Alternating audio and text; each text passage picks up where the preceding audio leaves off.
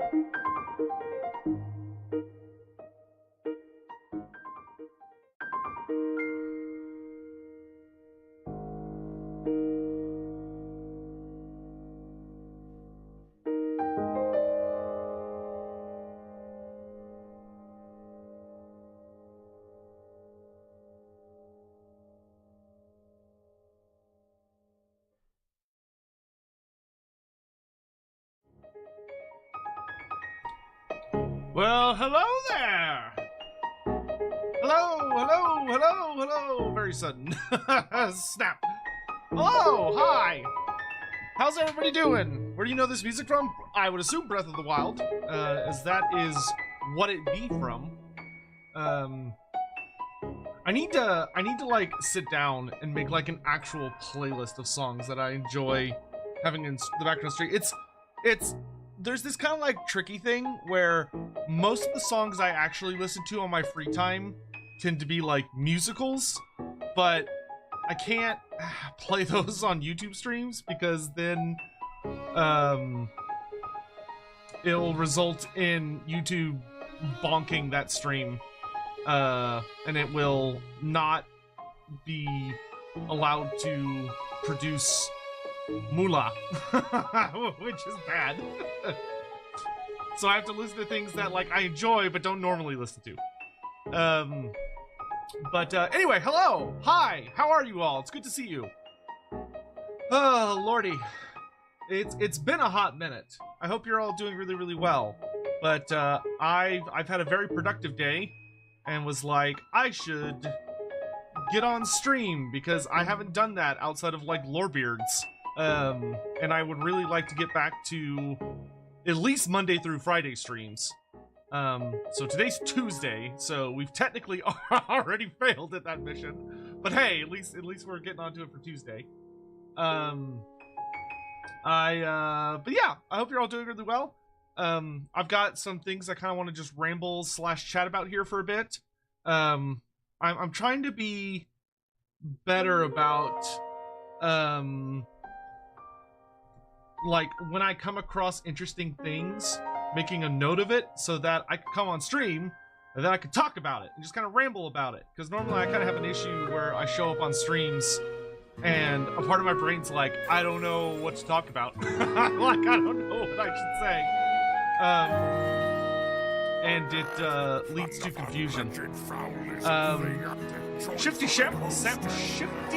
Samurai, there we go. Hello there. Hi. How are you doing? But don't worry. When it gets bad, I just take something for it. What was that?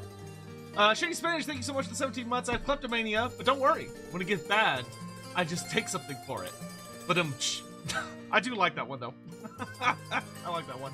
Hammond, thank you for the super chat. If Sotek doesn't read this now, he's a rat furry. Okay, hold on.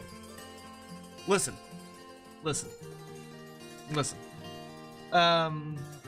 You cannot look me straight in the face and say that Jane Doe from that ZZZ game is not like insane levels of baddie, like holy shit. And she's technically a rat. so I mean, if that makes me a rat furry, then you know, it be what it be. Lord Sarthinius, thank you very much for the super chat. Welcome home, great salon. Well, hey, I appreciate that. Thank you so much. Takes one to know one, Hammond. Oh my goodness. So, I do hope you're all doing well. Hopefully everyone's been taking care of themselves, and it'll be the, well, okay, that's gonna be a lie, but I will say, if you're an American, make sure, I hope you've gone out and voted. Make sure you've had your voice heard, you've performed your civic duty. You only have to do it like once every 2 years maximum, and once every 4 years generally. Generally speaking, maybe it's more often than that, depending on where you live. But make sure you go out and do that. But for the rest of you, anyone that's celebrating Halloween, I hope that you're coming along well on your preparations for Halloween night. Though I imagine many of you celebrated it this past weekend for your parties and such, or maybe you're doing it this weekend. I don't know. It's interesting. I grew up in a household that didn't really celebrate Halloween. Like, we did.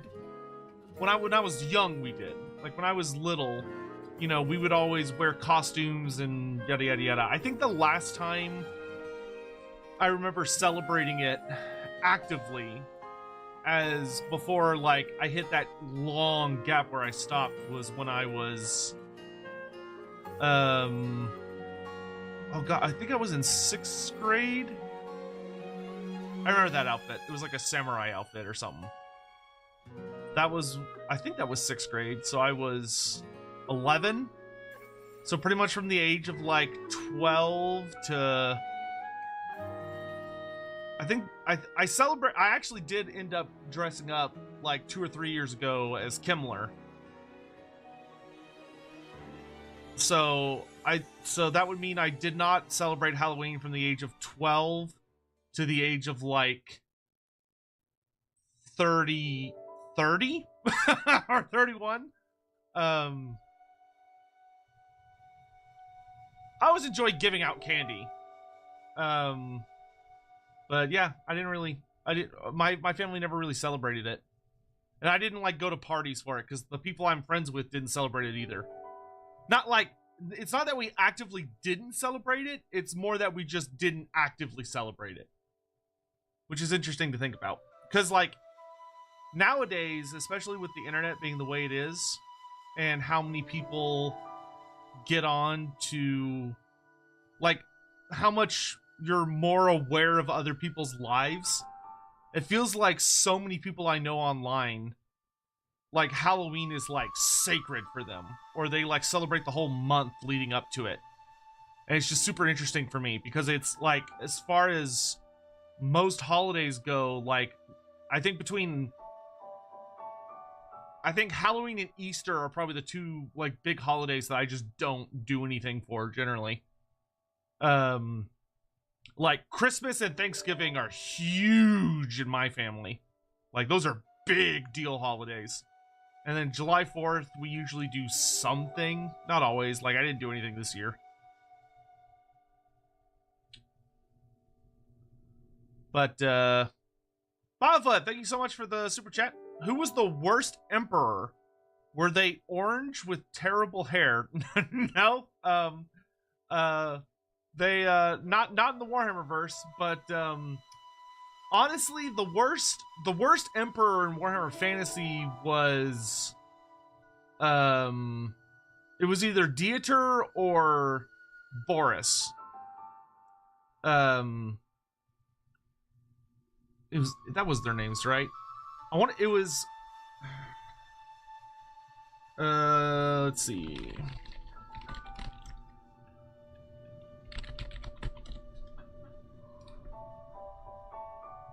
I always get their names mixed up. Yeah, Boris Goldgather was the worst one. I would say, pretty significantly. Not Dieter, Ludwig was the other really bad one.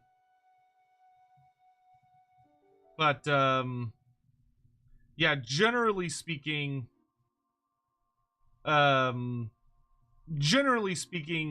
the Emperor Boris is usually considered the absolute worst, which Emperor Boris was the emperor that led, he was in charge leading up to the Black Death,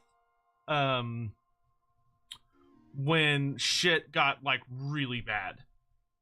The only other emperor that was considered like in a similar ballpark was Dieter the Fourth, which Dieter the Fourth was really, really hated because he sold Marienburg and Westerland. He allowed them to bribe him to give them independence. But Boris the First was a horrible piece of shit. Boris Goldgather. He was awful. Like, he was so bad that the dwarfs like were not really on speaking terms with the Empire afterwards, because like he persecuted the dwarfs, he like inflicted taxes like crazy, and he was very cruel and spiteful and just a horrible piece of shit. He ends up being murdered by the Skaven after pretty much like everyone around him gets killed by the Black Death. But Heart of Metal, hope you're having a good Halloween season. I am. I'm actually doing really well right now, which is very nice. I had a super productive day. Like, I got a lot of chores done. You know, like, took care of, like, got a bunch of trash out, make sure all the trash cans out, and I make sure to get the trash out for an elderly neighbor I have as well, because she can't really do it anymore. So, got all the trash stuff out, cleaned up the yard, you know, got all of Chloe's dog crap out of there. And got a video recorded, so that's good. Got the End Times Kane video done, so that's in editing now, which is good. Worked on a couple of scripts, and yeah, you know, things coming along. Did he make the Empire great again? No, he did the exact opposite. Which, you know, I'm sure he was saying he would make the Empire great again, and then drove it into the ground, is usually how that goes. What does Bretonnia now getting male wizards mean for the Lost Sons of Bretonnia? So, to my understanding, which let me double check, but I'm pretty sure that if you are playing Bretonnia in the old world, you, hold on a second. You don't actually get, where is my, ooh, hold on. I'm trying to figure out where my arcane journals are. Problem with those books is they're so fucking small, they're so thin, that when I put them somewhere, it is very hard to see them. I'm not gonna worry about it right now. But, so, Bretonnia cannot, so, okay, there's technically two answers to that. So, Bretonnia, if you want to get super technical, could always have male wizards. But, those male wizards were not Bretonnian. They were court wizards that were hired from outside of Bretonnia. So they were either from the Empire, or they were from the Border Princes, or some other part of the world, but they're not Bretonnian. In the updated lore for the old world, that has not changed. Boys that are born in Bretonnia that have the gift of magic are still taken by the Fey Enchantress, or her agents. So if you're playing as Bretonnia in the old world, and you are running a Bretonnian wizard, it has to be a damsel or a prophetess, which means it's a woman. There's no such thing as a male damsel or a male prophetess. They're all women. So the Sons of Bretonnia are still a thing. Now, I don't know if Games Workshop would interpret them in that form, but the concept that created the Sons of Bretonnia is still the case. If I recall correctly, I believe if you're playing a exiled army from the Brettonian Arcane Journal, because in the Arcane Journal there are 2 new armies added, which is an errantry army and then I think an exiled army, or like an outcast army. And I think in the exiles and outcast list you can run like regular wizards, but they're not Brettonian, they're just from other places. So that hasn't changed. Did anything happen with the vampire control device from Gotrek and Felix Vampire Slayer? Nope. It's a MacGuffin for that book, and it doesn't. I don't think it ever comes up again, like ever. So it's in that book alone, and it's never mentioned again. So presumably it was destroyed or sealed away after that book. Did Games Workshop... Oh, did Lizardmen ever get GW dice in Age of Sigmar? I don't think so.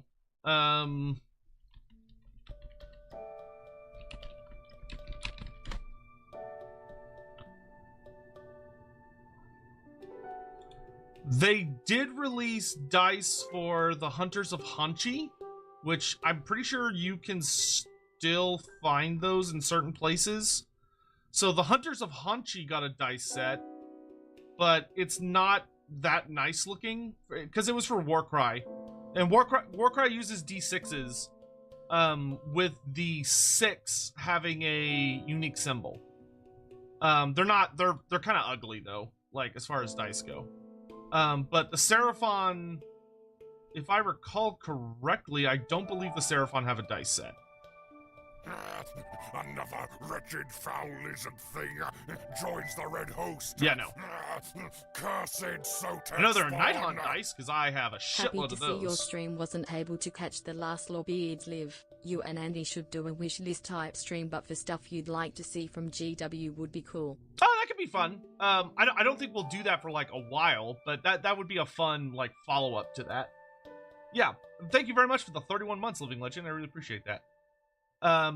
Okay, so anyway, things, I do have a list of things that I'd like to just chat about today.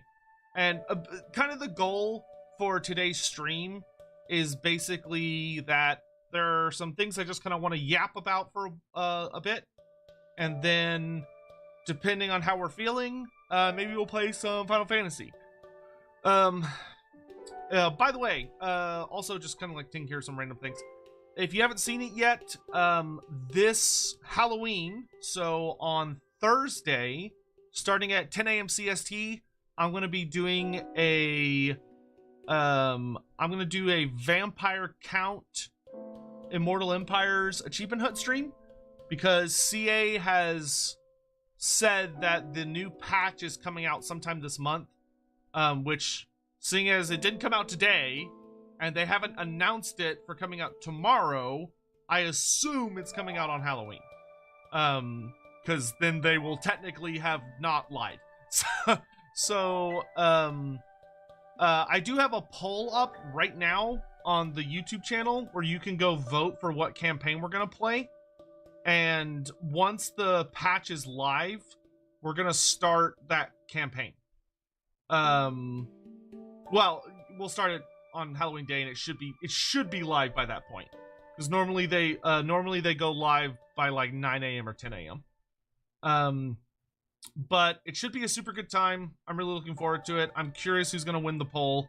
I am here. I'll post it in chat so that if you want to vote, you can just pop over there and vote. Vlad and Isabella are winning pretty overwhelmingly at the moment. So if you want to try and boost up one of the other characters, you better get on it.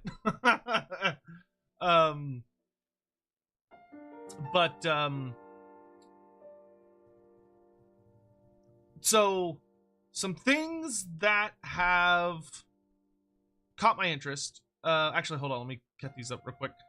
Loremaster of Sotek, we found someone online who's making Warhammer Fantasy songs. We posted one in the Discord. It's in the Warhammer Fantasy tab. His latest one was about the Famir? What? That's wild.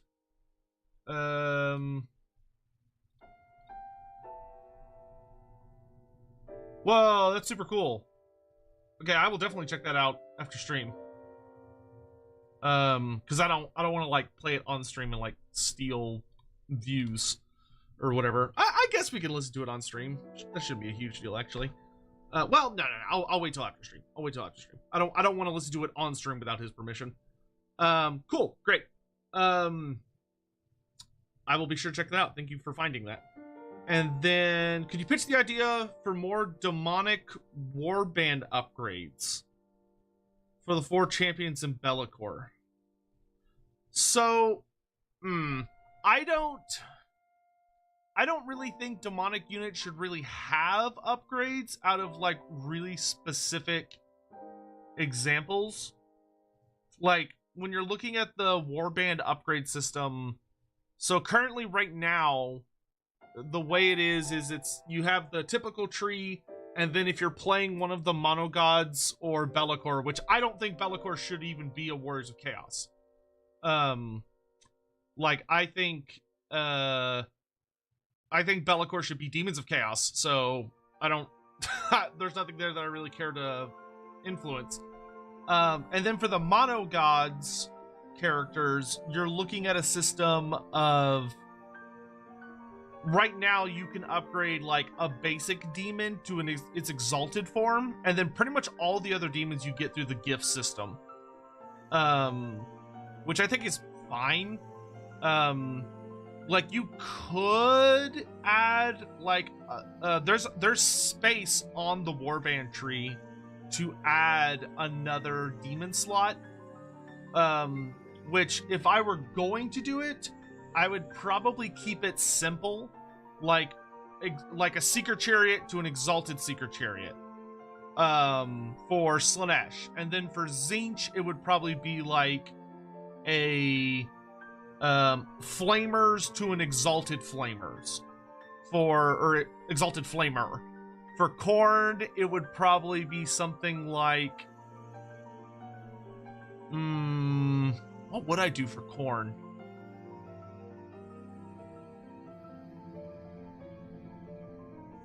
Khorne's kind of like genuinely tricky because he doesn't really have any units that I feel like have a supernatural evolution.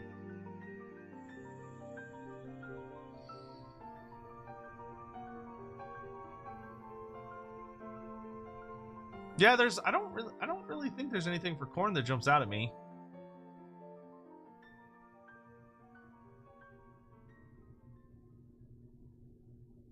Like Nurgle, I could see doing maybe like plague drones with I would go like plague drones to plague drones with death heads.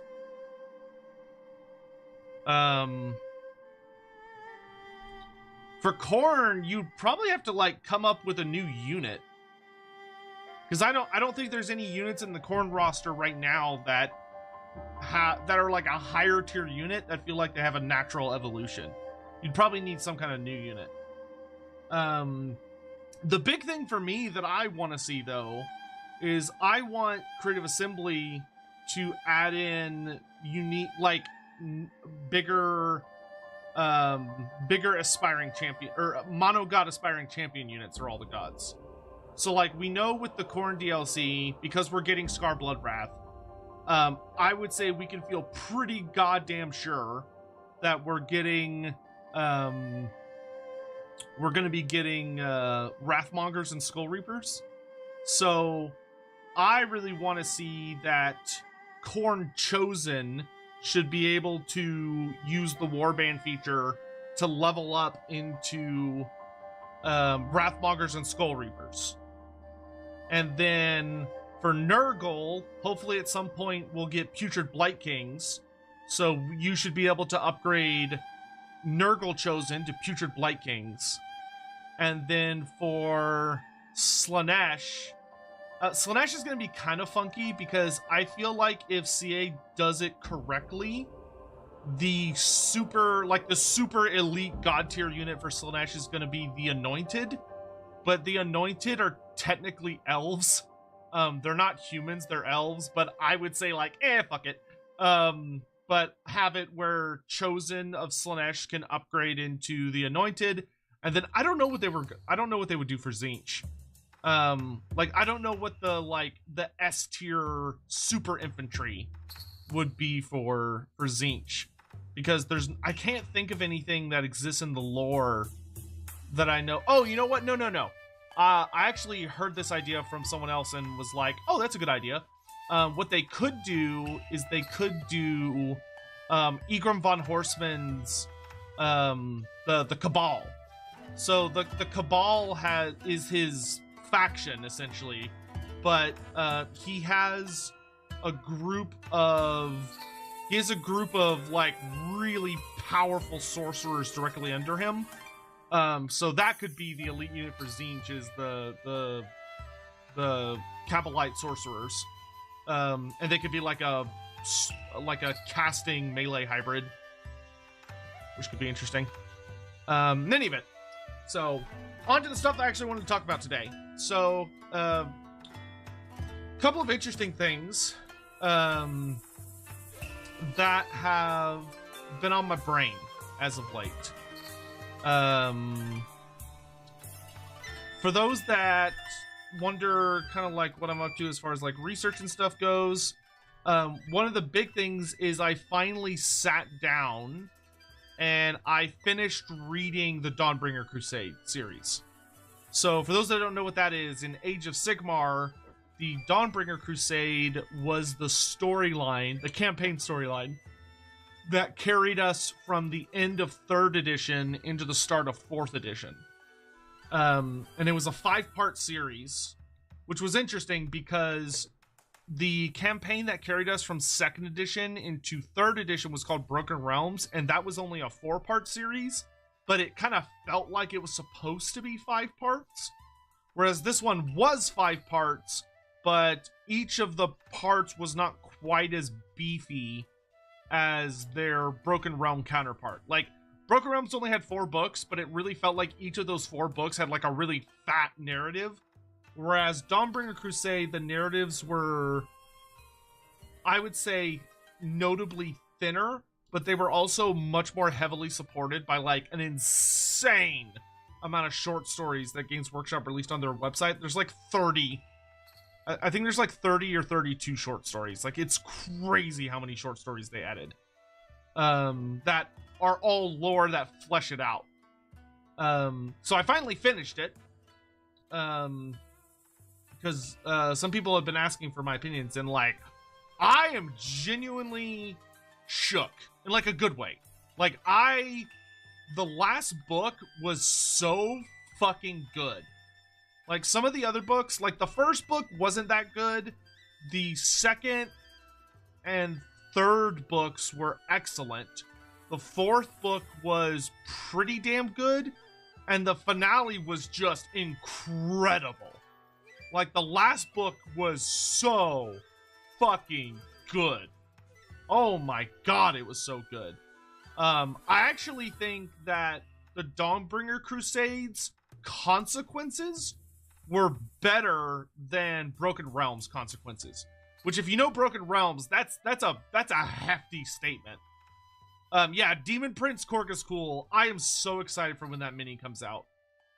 Korgoskul is like a really cool character, and the fact that he's been basically now he's going to be built up from 1st edition into 4th edition, and when the Corn book comes out is when I presume he'll get his new mini. And I'm very, very excited for that mini. I will say I'm a little disappointed, and I might get my answer from this from the new Stormcast book. Obviously, that book just came out, so I haven't had a chance to read it yet. But I'm pretty sure, based on what I understand about the new Stormcast chapter, or chamber, the new Stormcast chamber, which is like the super fucking crazy guys. I'm pretty sure that Vandis Hammerhand has turned into one of like the new super kind of fucked up dudes. I assume he's still imprisoned, but I was kind of, after finishing the finale and seeing what happens to Vandus, which was really sad actually, but after seeing what happens to Vandus, I was really hoping he would get a new mini. That's him in like his new super fucked up form as part of the, I can't remember what the new chamber's called. It's not the Reclamation Chamber, it's the, hold on, I can actually pull it up. But the new Stormcast Chamber is actually probably my favorite chamber. Ruination, thank you. Yeah, Ruination Chamber. So I was personally really hoping Vandus would get a Ruination Chamber mini. Like Tornus the Redeemed is super fucking great, and the new big bad on the Griffin creature is also really cool. But I was hoping for I would have loved to see Vandus get a Reclamation form. That's just him like having lost himself, because holy shit, Vandus is not in a good place. Vandus is not doing okay. Oh, poor Vandus. So yeah, I need to go get the I've caught up in that I own all of the books that I was missing. So I finally got the Flesh Eater Court book, which was the last 2nd edition book I didn't have, or sorry, 3rd edition. The last 3rd edition army book that I didn't have was the Flesh Eater Court. So I finally got my hands on that. And then I picked up the 4th edition Skaven book, but I haven't read it yet. And I still need to pick up the 4th edition Stormcast Eternal book. I did get the core rule book, but I also haven't read that yet. So those are like literally sitting next to my bed waiting for me to read them. But yeah, I was really pleased with the storyline. The fact that the Phoenicium gets not only just destroyed, but that the light of the Ur Phoenix in Gyran has been completely snuffed out, and the city of the Phoenicium has been utterly obliterated and taken over by chaos, and is now a chaos, not city, I wouldn't really call it a city, but like a chaos fort, like a chaos citadel, is wild. I was so impressed with GW having the balls to do that. Because that was my only complaint about Broken Realms, was that Broken Realms had so much buildup around the city of Excelsis, and like Kragnos, who's a god, attacks the city and is like bodying the city. And I really felt like the whole point to Excelsis should have been, like, Broken Realms should have ended with the destruction of Excelsis. I was disappointed that Games Workshop didn't pull the trigger on that. Because that would have been the proper way to show that destruction is fucking terrifying. Like, Excelsis was deeply wounded, but the city ultimately survives because Kragnos gets teleported out thanks to Lord Croak. Lord Croak and Marathi teaming up against him, which was a very cool fight. Like, don't get me wrong, that was a fucking kick-ass fight. Whereas this one actually ends with consequences, because the Phoenicium is like one of the major cities of Sigmar and Gyran, and has been since the start of 2nd edition, I think, is when the Phoenicium was founded. If I recall correctly, I think the 3 Seeds of Hope were founded after the Realmgate Wars. So that would mean that it's been around for a long time. And it was also a very clever way to wipe out the Phoenix Guard. Like, the Phoenix Guard are just completely dead in AOS. They are kaput. They have been completely massacred to a man. But I really enjoyed that instead of just like having the Phoenix Guard range no longer being an AOS and being like, oh yeah, they're just gone. which they have done with a lot of minis from like old fantasy. But for this one, they actually like gave a narrative reason of why you can't field Phoenix Guard anymore, and it's because they get massacred, and they all die. And it's like, wow, that feels really dramatic, and I really like it. Granted, it's not a huge deal if you like Phoenix Guard, because they're gonna re-release them for the old world, and you can just go play old world with them. So, you know, you just do that. What's the Phoenicium? So the Phoenicium, so it's spelled like Phoenix, but instead of going Phoenix, you go Phoenicium. So you spell it the same way, but instead of Nix, it's Sium. So the Phoenicium was the city of the Phoenix in Gyran. So Gyran, which is the realm of light, had a sacred site, like a sacred temple, where there was the flame of the Phoenix, which the Phoenix is a god. It is the god beast Phoenix. So god beasts in Age of Sigmar are like the primordial progenitors of a monster species. So there's a god beast for griffins. There's a god beast for all the different kinds of dragons. There's a god beast for the dragon ogres, being good old Krakenrock the Black. But there's a god beast for salamanders. There's a god beast for the Charybdis. There's a god beast for the hydras. There's a god beast for there's a lot of god beasts. And the god beasts are like S+++++ tier threats. Like, they are basically gods. They're horrifically powerful. But a lot of them are either already dead or are sleeping somewhere or hiding somewhere. Most of them are not active anymore. And but so the Phoenix is the god beast of the Phoenixes. So all Phoenixes are descended from the Phoenix, who we don't know its name. We just know it's the Phoenix. And the Phoenicium was a city that was sacred to the elves, because the Phoenix had left a significant, the vast majority of its power there. And it was basically the flame of Ashurian. It was like this giant white flame that was very sacred and powerful. And that's where the Phoenix Guard come from, because they protect the Phoenicium, which is the city of the Phoenix. But during the Age of Chaos, a bunch of shit happened. A bunch of bad things went down. And the mountains, which are kind of like vaguely plant-like, around the Phoenicium all got cracked open during the Age of Chaos, and a bunch of like golden brown amber spilled out from the mountains and flooded over the Phoenicium city and basically preserved it in amber. Hey, Yurha, thanks so much for the raid. How you doing? It's good to see you. Raid Clan Nesta. Summon Tel Gorich to defend her. Hope you're having a good one, man. Thanks to you for the raid. Really appreciate it. What were y'all... Let's see. What were y'all up to today? Oh my god. Twitch makes me sad sometimes.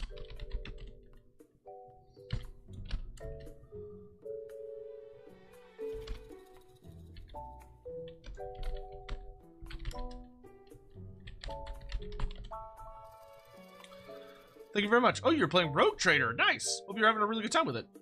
Anywho, so Phoenicium gets flooded by amber, which obviously no one could live there now, but the city was preserved and chaos couldn't get to it because it was preserved in all of this magical amber. So a bunch of stuff happens. The Age of Chaos goes by, which lasts for about 500 years.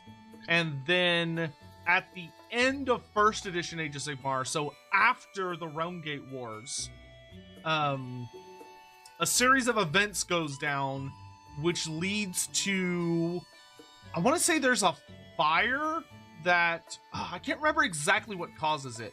It's either a fire that the Phoenix Guard bring, like what's left of the Phoenix Guard, or it's something Alariel does, but something happens and it causes the amber that had encased the city to dissolve away. Like it just dissolves and fades away. And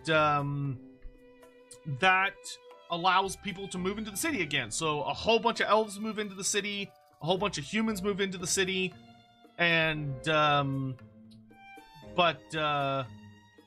and they've been there ever since. And it was one of the 3 major cities in Gyran that was founded at the end of first edition, being the Living City, which is a city that's primarily made of like a bunch of magically fast-growing plants, and it's like absolutely massive, and it's a big like nature city. Greywater Fastness, which is actually a very tech-heavy city that has a lot of industry and may or may not have accidentally caused a giant, massive ecological disaster due to all of their industry and inventions and stuff, which basically kind of like bombed all of the space outside of the city and turned it into kind of a festering hellhole. So they like polluted the fuck out of the land surrounding the city on accident, which made the Sylvaneth, who are the forest spirits, really upset. So Greywater Fastness has a very not great relationship with the forest spirits of Gyran. And then the Phoenicium, which was the last one. But the Phoenicium is now gone. It got destroyed and has been taken over by Chaos, which is just wild. Mornington Crescent cheered. X100. Mornington, thank you so much for the bits. I really appreciate it. Holy Artist 95 cheered. X100. So for maybe the 3 people here that don't know anything about AOS, can you tell us the basics of AOS, as it feels like fantasy-like, but it's rather confusing to me. Ooh, that's surprisingly hard to do. How do I do that? So the most simple way I can explain Age of Sigmar is that, like, if you know fantasy, if you know Warhammer Fantasy, the simplest way I can explain Age of Sigmar without like sitting down and just writing a whole giant script is that you know in fantasy that there are the 8 winds of magic, right? There's the wind of life, death, light, shadow, fire, metal, beasts, and heavens, right? You got your 8 lords of magic. Well, when the Warhammer Fantasy world was destroyed by Chaos during the end times, the whole planet essentially got consumed and sucked into the realm of Chaos, and a bunch of super horrible shit happened. And then when Chaos kind of got bored and was no longer interested in beating this dead horse, you know, they were done ravaging the planet, it kind of, the planet essentially exploded, or more like imploded, but the planet blows up. And the Warhammer world's explosion basically rips it back into the material world, the material reality where it was. And when it blows up, the fragments of it like scatter into space. Okay? And the 8 winds of magic in particular are like explode out, both into the realm of chaos itself and out of the realm of chaos into the wider space, the void. So a super fucking crazy amount of time passes. How much time passes, we don't know, but I would wager it's probably somewhere in the millions or billions of years. Like an insane, incomprehensible amount of time passes. And while that's happening, various large chunks, so like really big chunks of what used to be the Warhammer Fantasy world, as they're flying through space, have each of these really large chunks has something associated with it that draws in one of the winds of magic.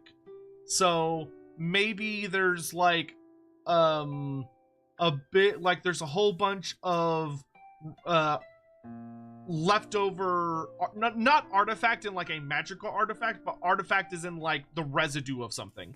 But like a bunch of leftover things that call to the wind of fire. And as this thing is flowing through space, the laws of magic back in Warhammer Fantasy and in Age of Sigmar have a basic fundamental principle, which is like draws in like. So all of these different scattered fragments and pieces and things that are related to the realm of fire, or the wind of fire, start pulling in towards each other. So all of this magical gubbins all start pulling in and slowly revolving around each other, and they pull in denser and denser and denser, like how a star forms, right? Where you have like all of these gases getting pulled together, and then there starts to be so much of them that it starts to compress, and there starts to be a lot of pressure. And that's exactly what happened with the realms, where it gathered up so much magic and all of the things that were associated with that form of magic, and it got compressed and compressed and compressed until it formed a realm. And each realm is unique and is floating out in space like a planet. But they're much, much, much, much, much, much, much, much, much bigger than any planet in existence. Like, they are massively larger than any planet. They're titanic.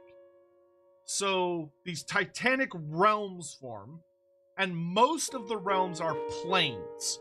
So they're flat earth theory type designs, where they're big discs that if you walked to the edge and you jumped off, you would just fall into space. Like, you could walk off of them. They're not globes, they're planes. Now, their designs tend to be more complex than that, in that they're not just a plane.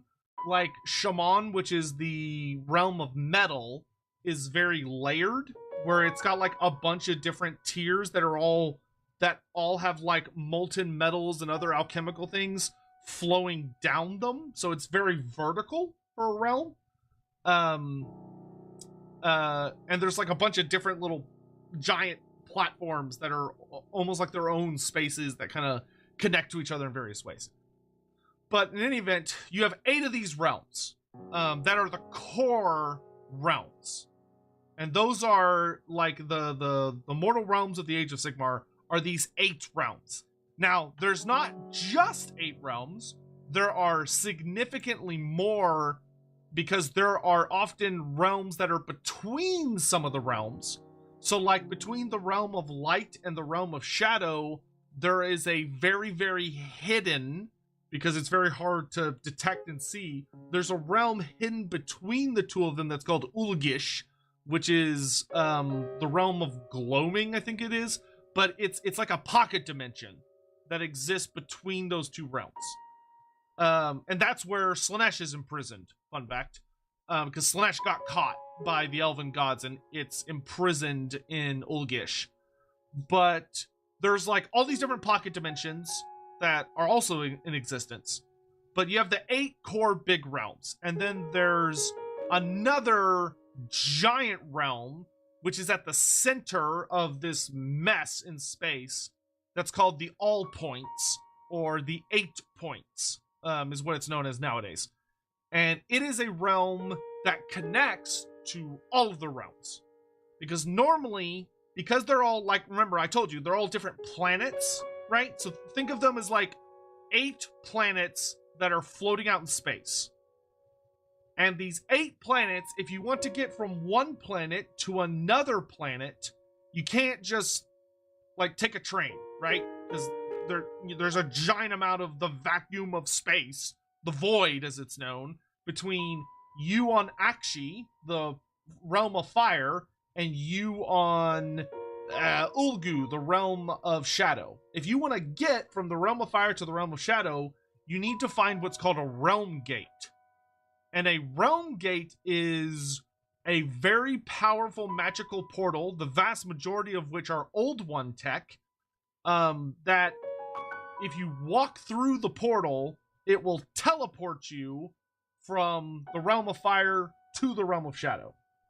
And the realm gates are extremely complicated. Some of them are very simple, where they're always open and they're very straightforward. It's just like a giant gateway, and you just walk through it and you're in the other place. So there's a city called Hammerhall, which is the most important city for the cities of Sigmar. And Hammerhall is a city that is so big that it's built on and around one of these gigantic realm gates. And half of the city is in the realm of fire, the city of Akshi, and the other half of the city is in Gyran, the realm of life. And both of them have a realm gate at the center, so that you could just walk through it and you're in the other half of the city on a completely different planet, which is a really cool concept. That because the realm gates, the ones in that city, it's a very stable realm gate, so it's always open. It's gigantic, because some realm gates are very small. Some realm gates are so small that like only a child could fit through it, or only like maybe something even smaller could fit through. Whereas some realm gates are so massive that entire armies can walk through them. So the Hammerhall gate is particularly large, which is great because armies are sent through it, supplies are sent through it, and it allows the Realm of Fire city to trade with the Realm of Life part of the city, because they both have resources that the other one needs very desperately. So, in any event, where you have these 8 planets floating out in the void, you also have the All Gates, which is a different planet, essentially, that has a series of gates that connect to all of them, centrally. So it was kind of like a central station, where a nexus point, where all of the realms connected to it, and it was very, very easy if you controlled the 8 points to go from, like, the Realm of Life to the 8 points to the Realm of Heavens. Very easy trip. I have already realized that I'm making this complication, or this really complex, so I'm going to shorten it up here real quick. Of that, the Age of Sigmar mostly focuses on how the 8 realms were controlled mostly by the forces of order. So like civilized people. So humans, elves, dwarves, well, we haven't seen halflings in Age of Sigmar, but presumably they exist out there somewhere. And they have learned to kind of live in harmony, or at least in a comfortable peace with orcs, ogres, and even the undead. Because Nagash and Gorka Morka, who, you know, the green-skinned god, who's also the ogre god now, and then Nagash, the undead god, they were all on a pantheon together, and they had learned to play nice. But chaos shows up. So this new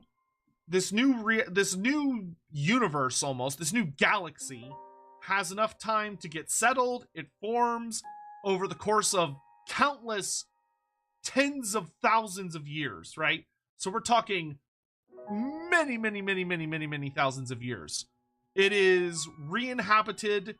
The gods, which are individuals from old fantasy, awaken or find their way to these new realms, and they set up shop, and most of them end up becoming gods, or at least really, really powerful champions. And each of the gods basically picks a realm and is like, I am the god of this realm. They have like a very strong natural affinity to it. They have a natural affinity with the spirits of it, though all of the gods woke up later. So like the realms formed independently of them, and then the gods kind of just woke up one day as they were individually discovered, and they took over. So they didn't create their realms, they inherited them or usurped them, depending on how you look at it. So Sigmar is the god of the realm of heavens. Nagash is the god of the realm of death. Tyrion and Teclis are the twin gods of the realm of light. Alariel's the goddess of life. of the realm of life. Grugni, the dwarf ancestor god, is the god of the realm of metal. Grimnir is the god the ancestor god of the dwarfs, is the god of the realm of fire. Gorka Morka, the greenskin god from Warhammer Fantasy, Gork and Mork combined into one being, which is Gorka Morka, is the god of the realm of beasts. And then, who am I missing? Malekith, who's now called Malarian for some fucking reason, became the god of shadow. I think that's all of them. Beasts. Yeah, that's all. So that was the setup. Chaos ends up discovering the existence of this new reality. And because Chaos is a covetous bitch, Chaos wants in. Chaos wants to devour all of it, to make it into itself, because Chaos is like a cancer. It sees something, it wants to infect it and to spread. So Chaos spends a long time finding ways to break through the barrier between realities and start manifesting and infecting the place. Chaos finds a way through like whispering to mortals and taking advantage of the decline of the Pantheon and like rising strife between the various order factions and destructive factions and some other stuff. And shit hits the fan. Chaos manages to rip open the barrier between realities in several places. Archaon gets sent in and like bursts through. And Archaon by this point has wiped out several realities, not just the Warhammer world. He has destroyed many other planets and many other full-on realities. Like Archaon, like if you put Archaon in a room with Abaddon to the Spoiler and they're like comparing feats, Archaon would curb stomp. Like Archaon is insane now. So Archaon shows up and a big invasion happens, and basically it's a giant war that lasts for a good while, but ultimately the Order, Destruction, and Death factions aren't able to work together, and they're not able to work together well, and because they're not able to really unify, they get their asses handed to them. And Order retreats to the Realm of Heavens for the most part, where they seal the gates, and the rest of the realms are just kind of like fucked by Chaos for 500 years. It's basically the End Times Part 2 Electric Boogaloo, where the Realm of Heavens is the only realm that escapes the massacre. And all of the other realms, there are certain civilizations that survive, but everybody else just gets absolutely curb stomped during the Age of Chaos, which lasts for 500 years. And at the end of the Age of Chaos, Sigmar unleashes his secret weapon that he's been working on for 500 years, which is the Stormcast Eternals. And Sigmar, thanks to some ingenious aid from Grugni, the god of metal, the smith god of the dwarfs, the ancestor god that we all know and love from Warhammer, the two of them were able to create a system where Sigmar could take mortal souls and rip them away from where they were right before they died, or even after they died in certain cases. But he would basically take their souls, and then he would put them on this thing called the Anvil of Apotheosis, where he would take their literal soul, and he would take a spark of his own divinity and forge it into them, and these 6 smiths would pound away at them on hammers and reshape them into a Stormcast Eternal. And Stormcast Eternals are super soldiers. They are human adjacent, but they're basically Space Marines, but without a lot of the baggage that Space Marines have. Like, they're still human. They have human organs. They're not like Space Marines where they have like a bunch of random extra shit, but they are humans that have been infused with a piece of Sigmar's divinity, which makes them very big. Like, they're huge compared to regular humans, absolutely massive lads, and they have the literal power of a god imbued within them. And they get their fancy armor and everything, and the most important thing is that Sigmar can basically hurl these bolts of lightning that because of what the Stormcasts are, they literally are a piece of Sigmar, because they have a spark of his divinity inside of them. So they're demigods. Sigmar can bind all of them into a thunderbolt, and he can throw the lightning bolt from Azir to the other realms. So he chucks a lightning bolt, and it flies through the void and slams down somewhere. And where it slams down, all of the Stormcast Eternals just appear out of the lightning and start fighting. Can Stormcast betray Sigmar? That's a complex question.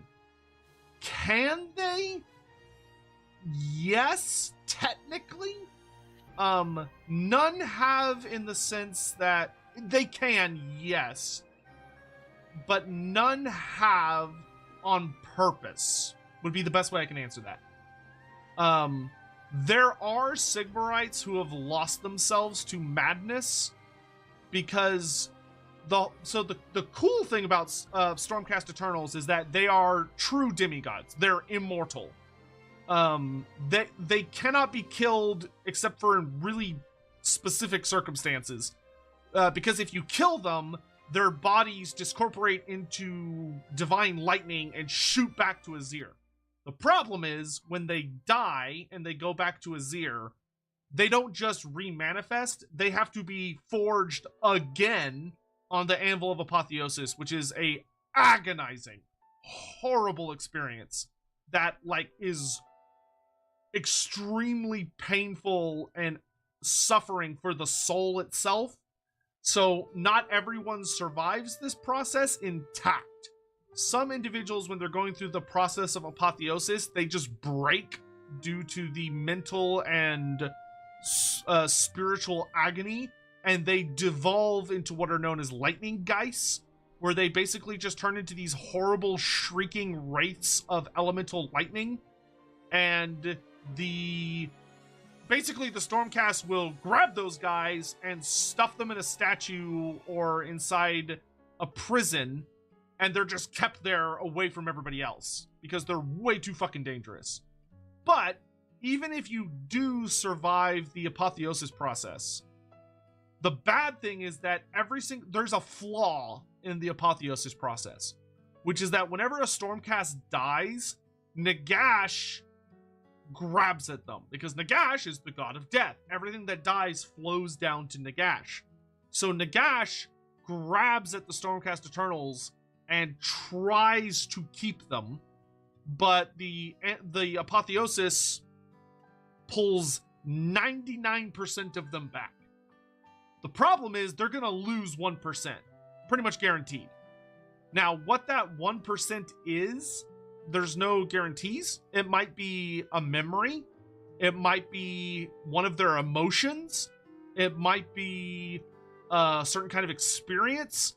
So every time they're reforged, they lose a piece of themselves. So they might lose a specific memory.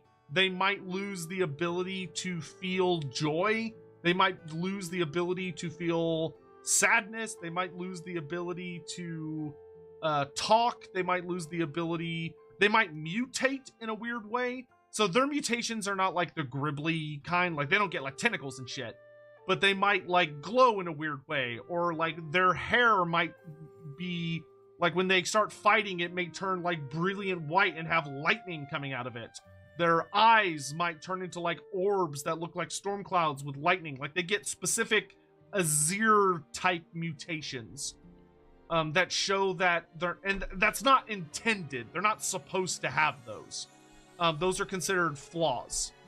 But all this builds up to, if a Stormcast gets reforged too many times, it is quite possible that two things will happen to them.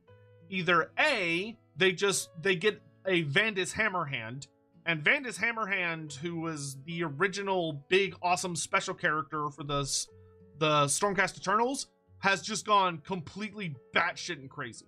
Like, he's insane.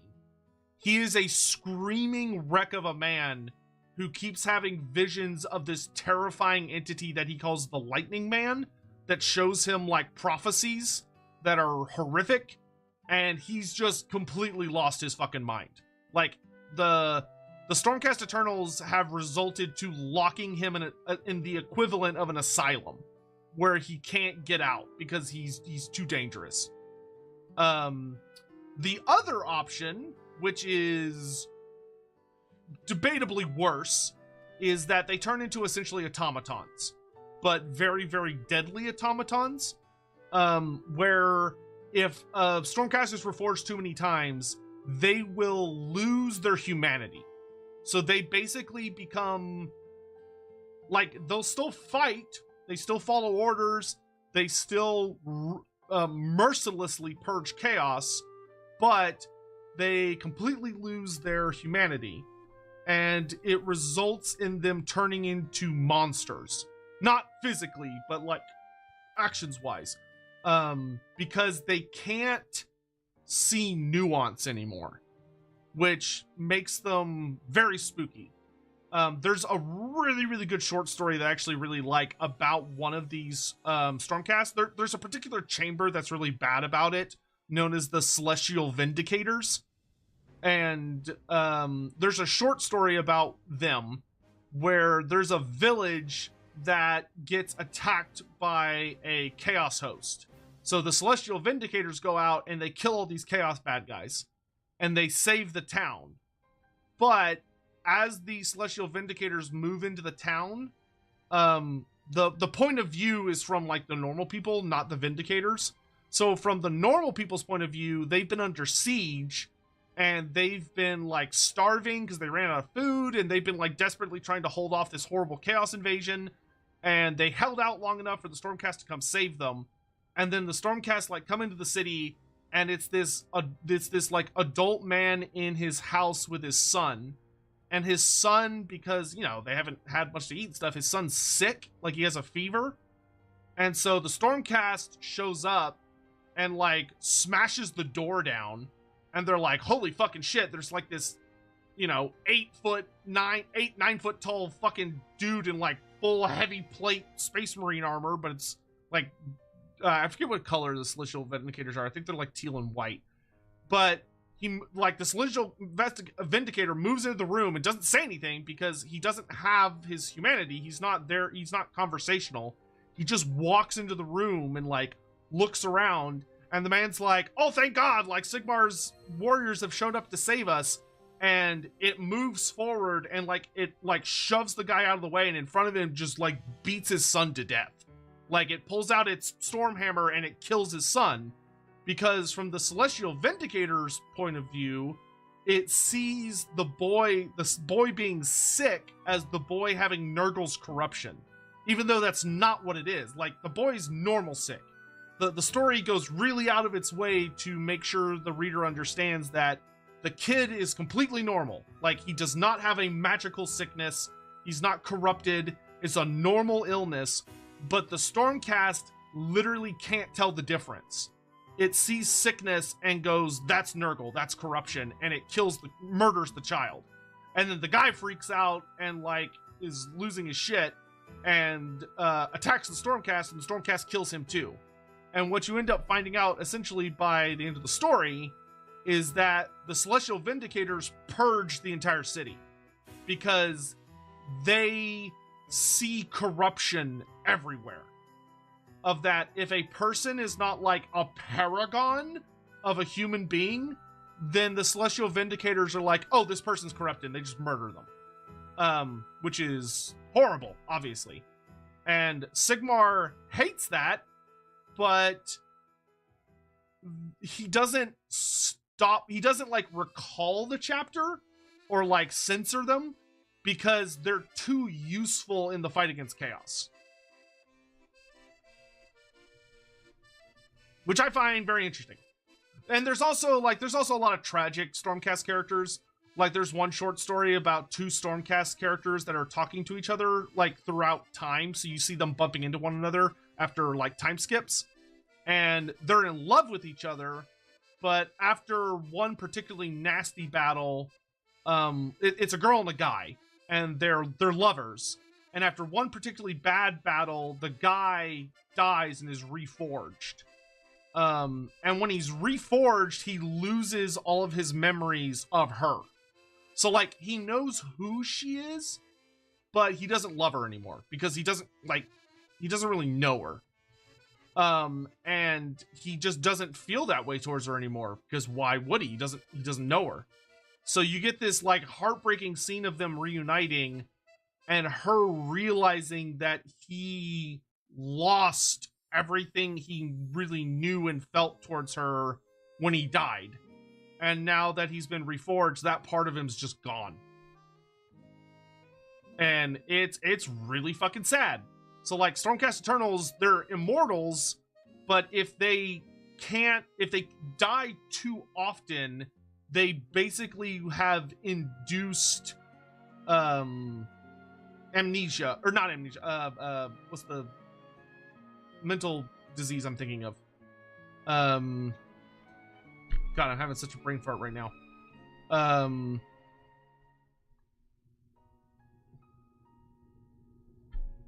God damn it. Alzheimer's. Thank you. Alzheimer's. Yeah, they're immortals with Alzheimer's. But I really, really like that aspect of them because the thing that's great about the Stormcast is that the Stormcast were not told about this. Sigmar deliberately hid that information. Like, Sigmar knew about it. He knew about the flaw in the reforging process, but he hides it from the Stormcast. So one of the big things about the end of 3rd edition, start of 4th edition, is this idea of Sigmar lied. And it's because Sigmar lied about their immortality. So the Stormcast, most of them have figured it out by now. Like, the vast majority of them have figured it out. And there is a chamber of the Stormcast that is purely dedicated to trying to cure this problem. They're I forget what their chamber's called, but one of the chambers that came out in 2nd edition, the whole point of their chamber is they're trying to find a cure to the reforging process. So they're trying to find a way to make the Stormcast into true immortals that do not lose pieces of themselves when they die, rather than their flawed form of immortality. And there's a whole narrative that follows that storyline. But the Stormcast live with the knowledge that they are expected to go out and fight an endless war, and if they die, there is always going to be a price. Either they're going to mutate, or they're going to lose the ability to feel certain emotions, or they're going to lose certain memories, or they're going to, they will always pay a price. But they're still expected to go out there and fight to the bitter end. So you have this the thing that I love about it is you have this really fun situation where you have immortals that are still scared of dying. Because even though they aren't gonna die, you know, they're not like, swoof, you're gone. You know, you're gone forever. Instead, they have a different issue of that there's a terrible, terrible existential price that you might have to pay if you die. Which I find really, really interesting.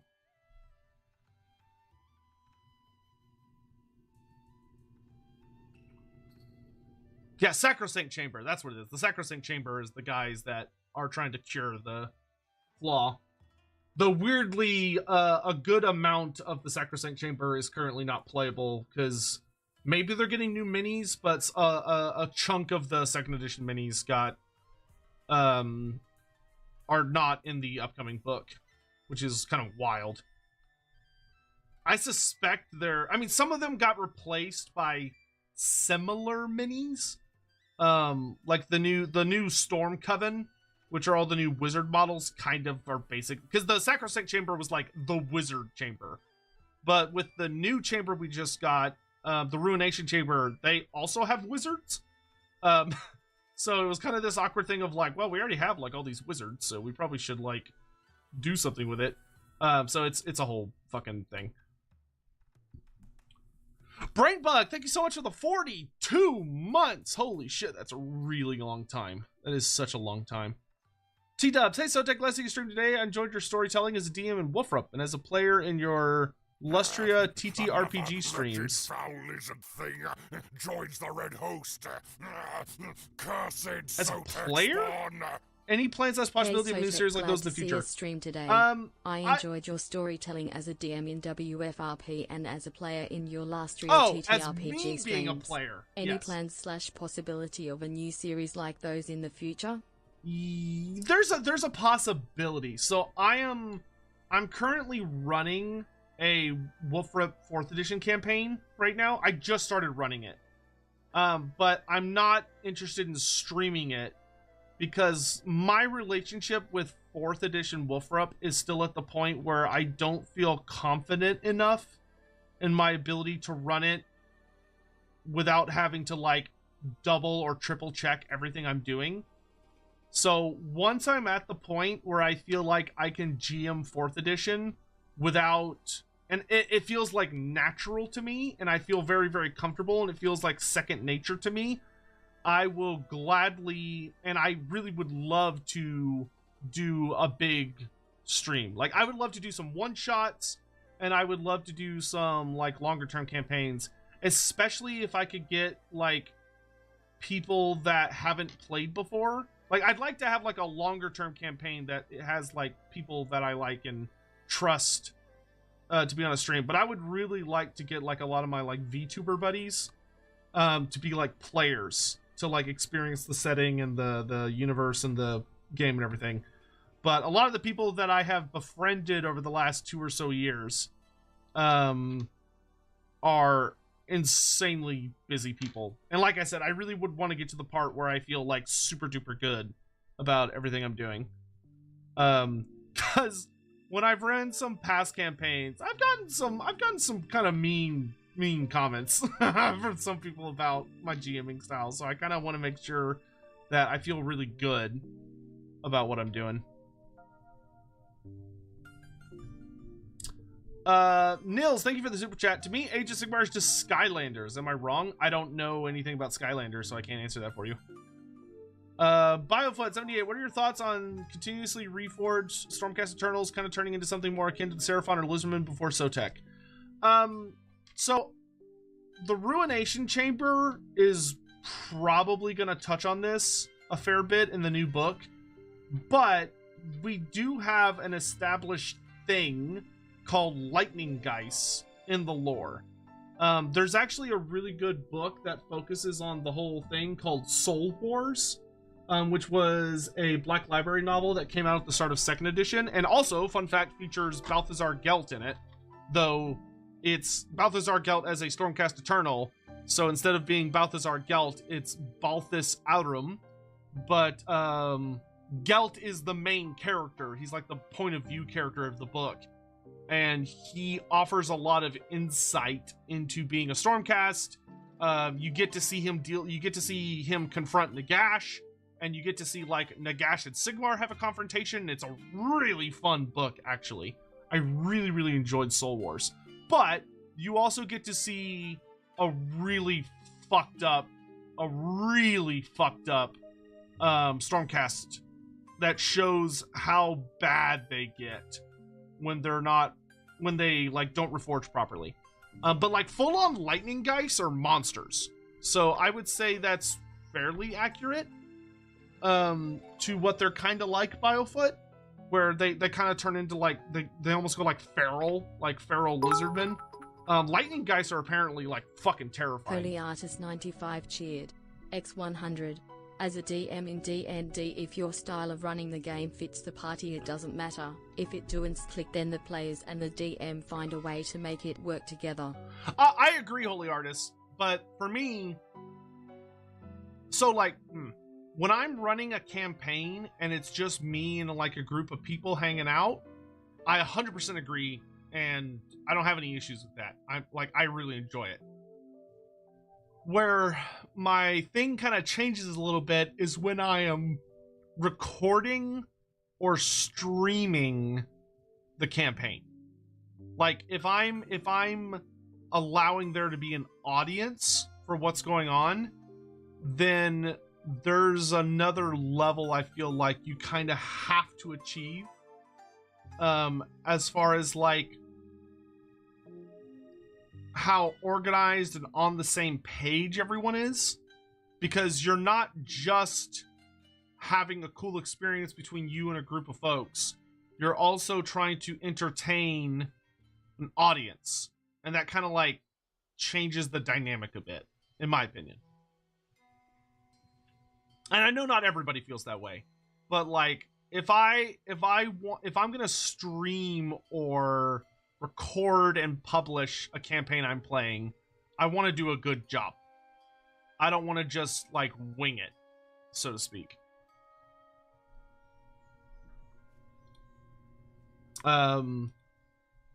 Any chance of another tabletop battle stream?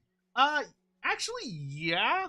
So, I don't know if anyone would actually want to watch this, so I'm just kind of throwing it out there. But a friend of mine got into a new game. It's not like crazy new, but it's relatively new.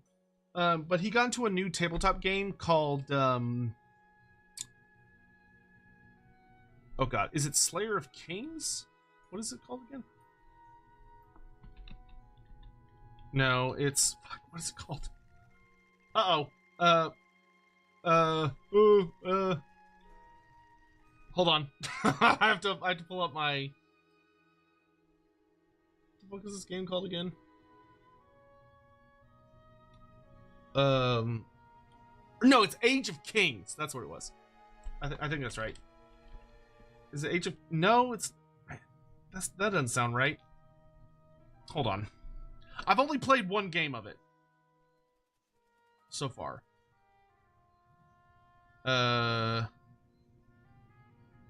Jacob.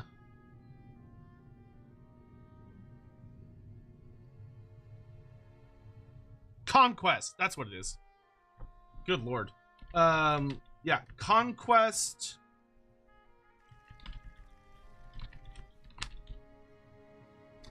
So it's called Conquest: The Last Argument of Kings. There we go. Good lord. By Parabellum Games. So Conquest: The Last Argument of Kings is the name of the game. I just played my first game of it with my buddy, and he is planning on going ham in this game. Like he loves it a lot. It's a very interesting game. It's a tabletop battle game, like Warhammer Fantasy or Age of Sigmar or 40k, but it's got a much tighter rule system. It's got a way tighter rule system. So a part of me has been kind of thinking about streaming our matches, just in case people just kind of want to see it. But you know, it's not Warhammer related. I would like to get back into playing like Age of Sigmar or Old World games online. I would like to get back to that. I also want to get back to painting streams. I actually bought one of these things, Cam Link device that should let me stream from my camera. But before I get back to painting streams, I need to rearrange this room. Like I need to move all the furniture, and like do a deep clean before I do that, because I really want to completely change my setup for painting streams specifically, because my current setup drives me fucking insane. I can't do it. It makes me too irritated. If there was a button that swapped the popularity levels of 40k and fantasy, but everyone who owns more than $10,000 worth of Space Marine minis knows what you did, would I press it? Yes. Because I don't give a fuck what they think. I would press that in a heartbeat. I would press it because I would press that. I'm a selfish asshole. I wouldn't even hesitate. I wouldn't even care. Would not even care. I don't know how that would work, like, metaphysically. I feel like that would have some... that would be a wild... I don't know how that would make sense, but yeah.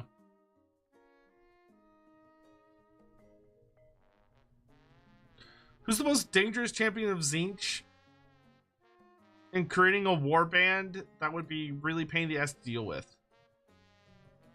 I mean, the most painful Tzeentch character who would create an army that's difficult to deal with would be Egrim von Horseman, I think. Because Egrim von Horseman, you'd be dealing with the Cabal. And the Cabal is really fucking scary. They are super fucking scary.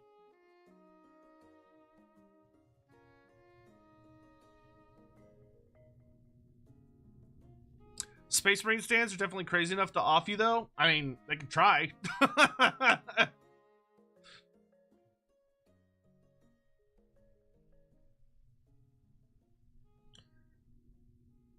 It's like I'm a person that much prefers to talk things out and chill and be nice and stuff, but you know, I live in Texas and home defense is something you grow up around, and you know, I remember when I got to have a long chat with my father about how we protect our home in the case that something happens.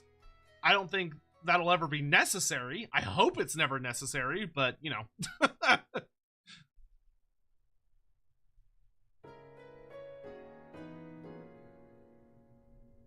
I'm a big guy. I can take care of myself.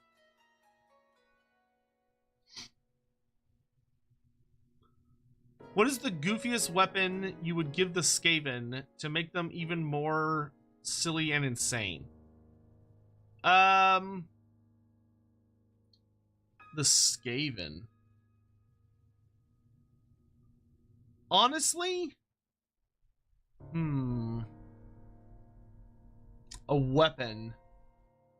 I would probably... I'm trying to think of something that's really stupid, but is surprisingly dangerous. Probably a weapon that kind of works that uses like arcing lightning, but it's like a melee weapon. So imagine like a taser, but it's like a warp lightning taser. Because I feel like that would be horrifically stupid and also extremely dangerous to both the user and the victim. So yeah, I'd probably do like a warp lightning taser.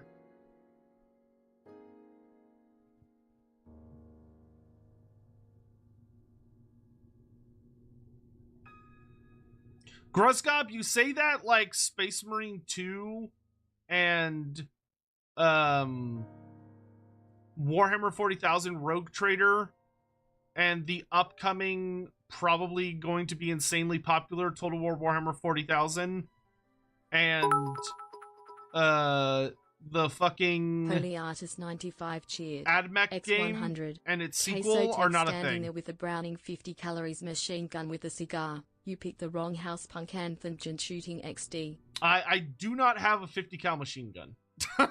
Yeah, Mechanicus do. Yeah, like 40k fans are like the bitchiest little shits. Like they're so bitchy, dude. They're such whiners. Like fantasy, we have one good well, okay, two good games. Like we had Vermintide and Total War. And that's literally it. Those are the only good games we have. 40k, like, they got the Dawn of War series, so they shouldn't get to complain, because they fucking got Dawn of War 1 and 2. And then they also got Mechanicus, which was a really great game, and it's getting a sequel, Mechanicus 2, which looks even better. And they got Space Marine 2, which is insanely popular to the point that it's gone mainstream. Like, there are dedicated, extremely popular VTubers have played full playthroughs of Space Marine 2, and then gone on to have dedicated streams where they just start learning about 40k from goofy-ass meme videos. Like, 40k is mainstream. It's not niche anymore. Fantasy is still very niche. Yeah, Battlefleet Gothic, great. Chaos Gate was pretty fun. Darktide, yeah, like, 40k fans are genuinely, honest to God, the most whiny baby complain the millisecond they're not, like, the millisecond they don't have a tit in their mouth, they are just bitching and moaning about how they're starving. Even though they are, like, fat as fuck. Like, you're fine! You get so much shit! You have no right to complain! No right to complain! Oh my god, drives me insane! Drives me crazy!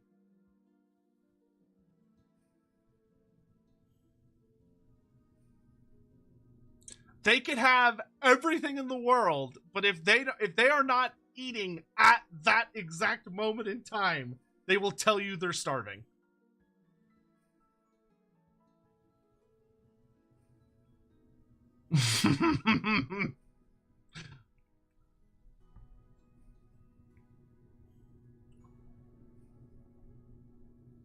Just be clear, I do say that with, like, I say that, like, with the love that you feel towards a sibling that's, like, significantly younger than you, but is significantly more successful than you.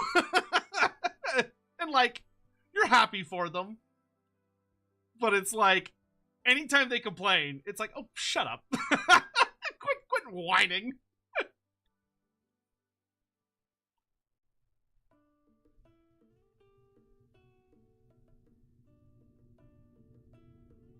Like, even the really upsetting thing for me personally when it comes to fantasy is even when we got some, like, really good cult classic games, 40k came in and fucked them up. Like, Mordheim, great game. I love the Mordheim video game. And it was doing so good. Like, I don't know how it was doing sales-wise, but, like, playing it was so fun. The new content was so great, and then fucking Games Workshop comes rolling up on their fat Grease's Gold Tooth wagon and was like, oh, your game's marginally successful? How about you stop working on the fantasy version and make a 40k version instead? And then they quit development on Mordheim, made Necromunda, which fucking sucked, by the way, and did terribly and got panned. And it's like, how about you stay in your fucking lane, 40k? How about you leave us the fuck? Like, that's how I feel about, that's sometimes how I feel about Total War 40,000 as well.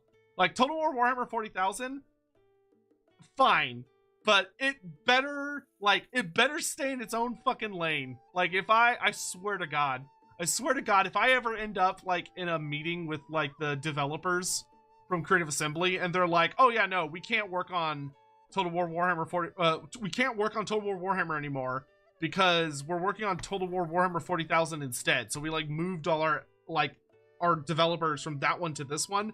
My head's gonna explode. Like, I'm gonna be so mad. Oh, Lord.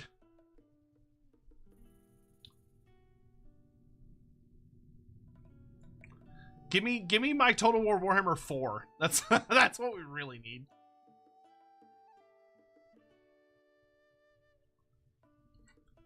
Baldur's Gate 3 but Warhammer Fantasy? Yeah, dude. Do the enemy within. Like, legit. Listen, all someone has to do if they want to make $1 billion, right? And I'm totally being reasonable here. I'm not saying anything. I'm being completely reasonable here, but just someone with $1 billion, hire Larian Studios and tell Larian Studios to hire me and Andy Law and whoever Andy Law chooses as consultants, and make the enemy within as a full game. Easy win. Easy win.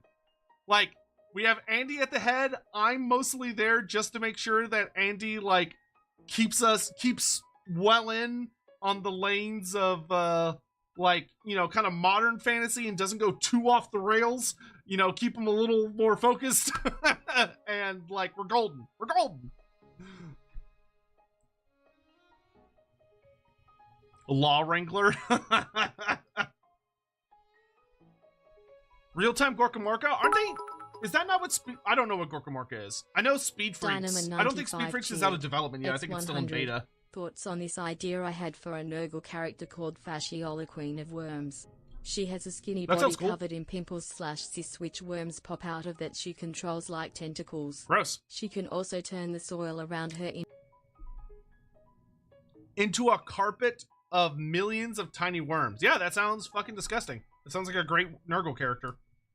That sounds super good, especially if she has like a really motherly attitude and like refers to the worms as her children and is like she comes off as like very, very maternal and empathetic, but like maybe has a bit of a darker side where like she's constantly looking for new hosts for her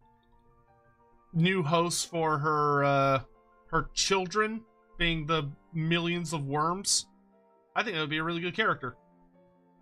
It would be super gross and super uncomfortable. Gorkamorka was basically Warhammer 40k Mad Max. Isn't that what the new Speed Freaks game is? I got the old Dawn of War games for free recently. It's so good, dude. Like, Dark Crusade, Dawn of War Dark Crusade is one of the best strategy games ever made, in my opinion. Like, to be very blunt. Like, incredible strategy game that has so much replayability. Like, god damn, one of the best games. I wish Soul Crusade, what is Soul Crusade, Soul War, Soul something, Soulstorm, that's what it was, Soulstorm. I wish Soulstorm was better. Soulstorm was okay. I did not like Soulstorm as much. I don't know why. Like, when I tried to play Soulstorm, it didn't feel right. It's hard to explain, but it just felt worse.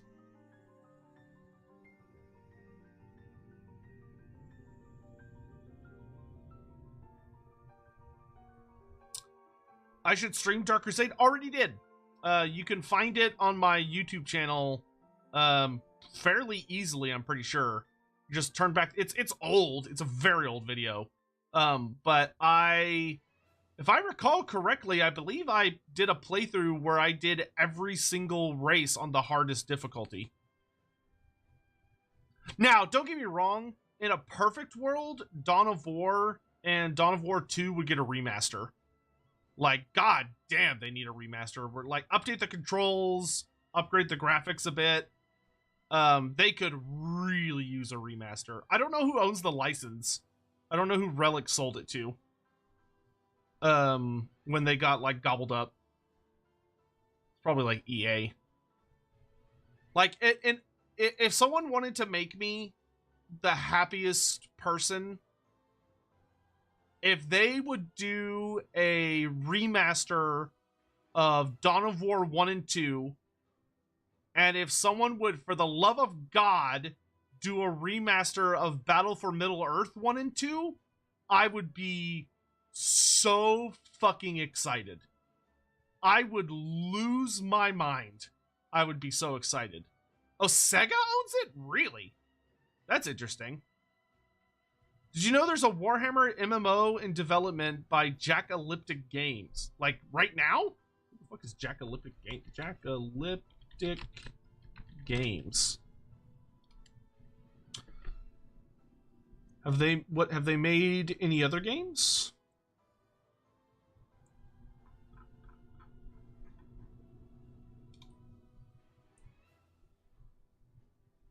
Oh, look at that. We've announced a name change to our studio and that we're working on a Warhammer IP. They announced that May of last year, and they haven't said anything since.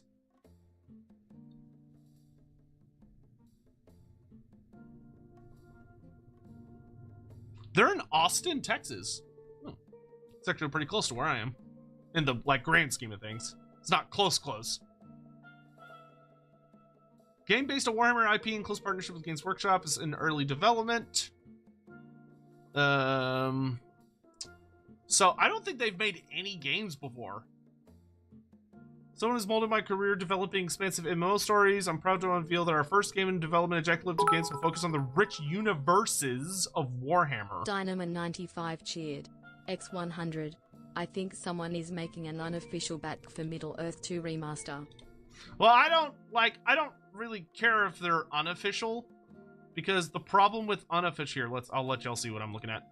When they're unofficial, it can mean they have a lot of problems, and B, it could also mean that they get sniped and it gets taken down. I want there to be a good official one. I wonder if these guys would talk to me. Let's see. So there's no... Jackalyptic Games is led by DC Universe Online, Star Trek Online, City of Heroes, and Neverwinter veteran Jack Emmert.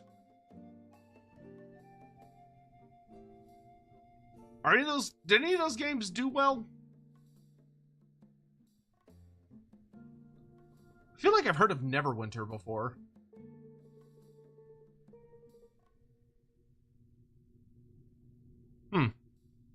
I may try reaching out to these guys.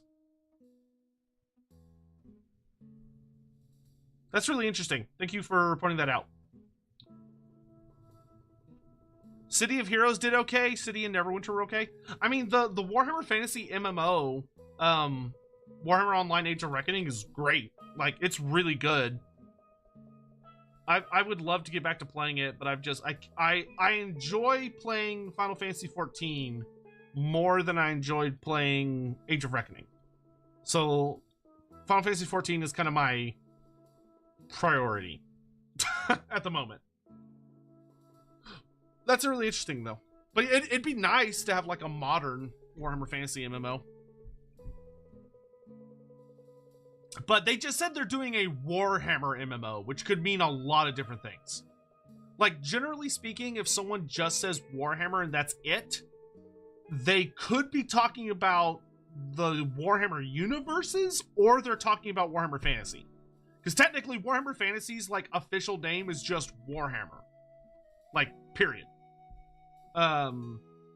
If you're doing one of the other settings, it's, then it goes to Warhammer 40,000, Warhammer Age of Sigmar, Warhammer the Horus Heresy, and Warhammer the Old World. If you're just Warhammer, technically you're often talking about fantasy. But whether or not that's true in these guys' case, who the fuck can say? Hugh, I'm doing well. How are you doing? Would have been great if Dawn of War 3 didn't shit the bed. There's no such thing as Dawn of War 3. No such thing. That never happened. I don't know what you're talking about.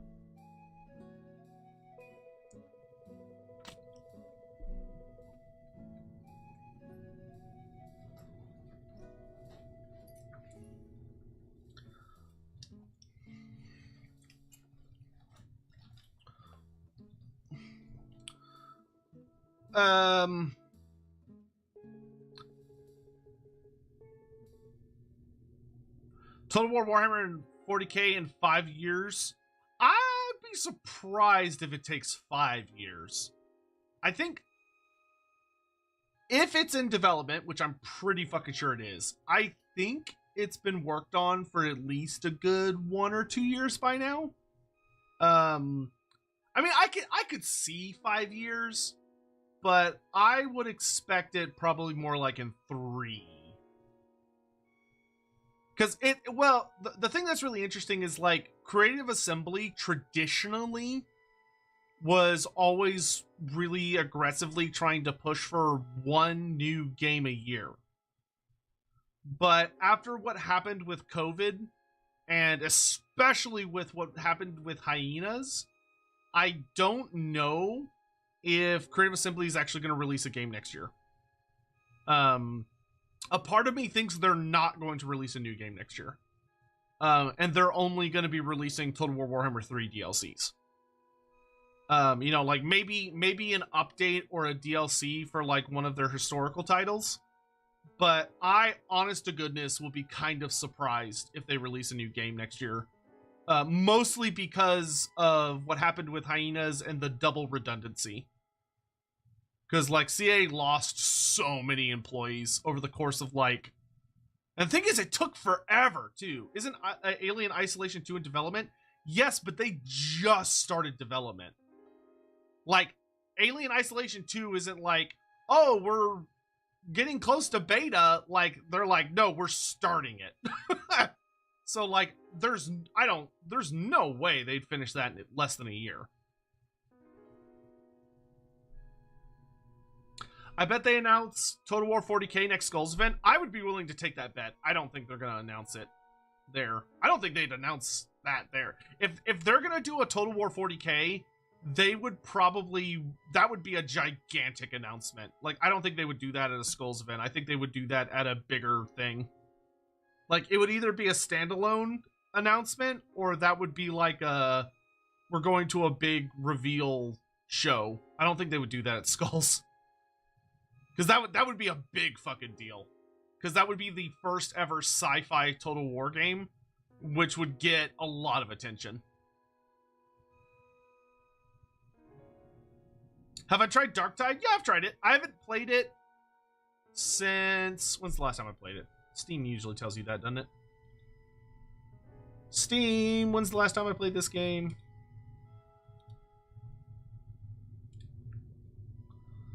Let's see, the last time I played Darktide... Oh, I don't even have it installed anymore. Oh, wait, no, it's... Where the fuck is it?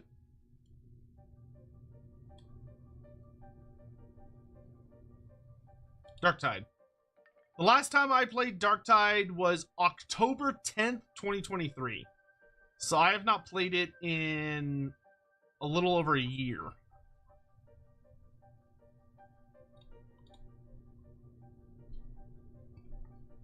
It was okay. It wasn't really...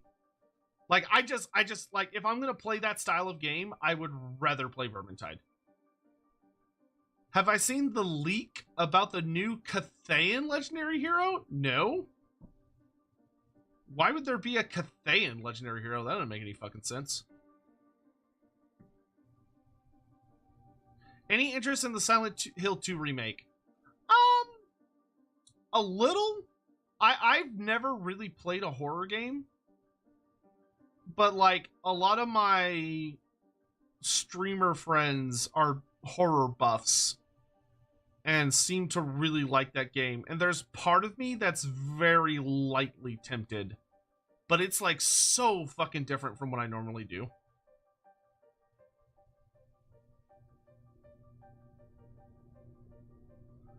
The Bloodspeaker will be the generic lord for the Khorne DLC from the leaks. I don't believe in leaks, generally speaking. Generally speaking, I don't believe in leaks. But the Bloodspeaker was my prediction, and I feel pretty good about the Bloodspeaker prediction.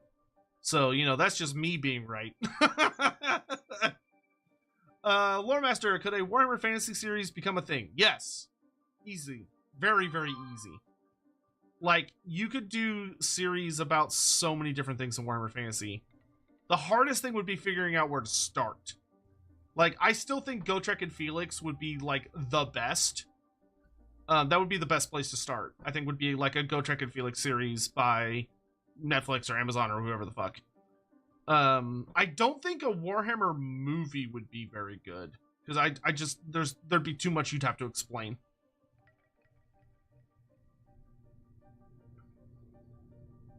It is on IMDb, the leaks that is. Well, okay, but IMDb told me there were going to be Tigermen, and we still have no fucking Tigermen, so... Clearly that's not the you know, the golden ticket that a lot of people think it is. Not saying that it's not correct. I'm just saying that it's not a guarantee. Do I have any interest in Marvel vs. Capcom? No.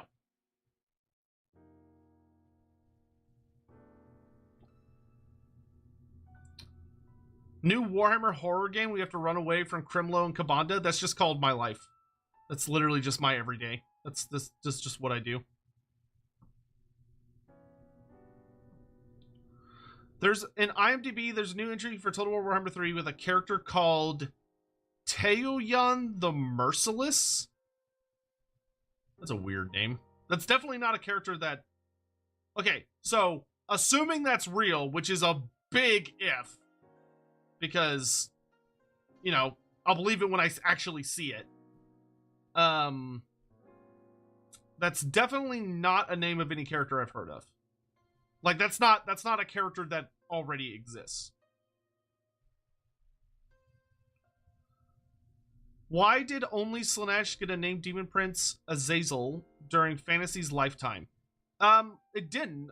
There were Demon Princes of other gods. But generally speaking,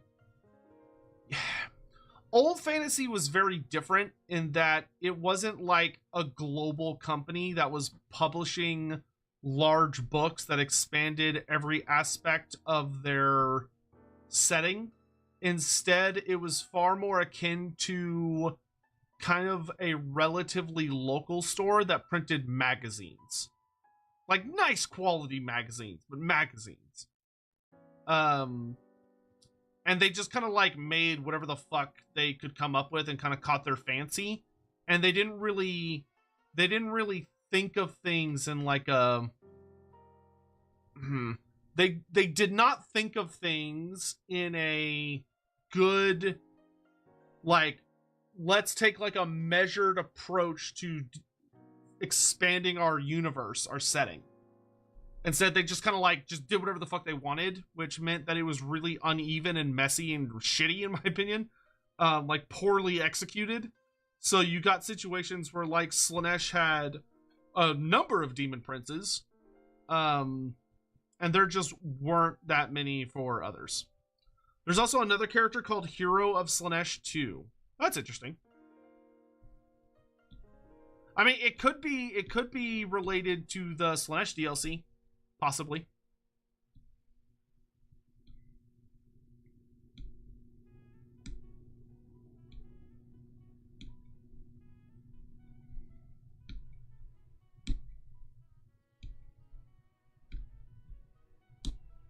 But, I mean, that's not going to be anything we'll really get to see or know about until sometime next year.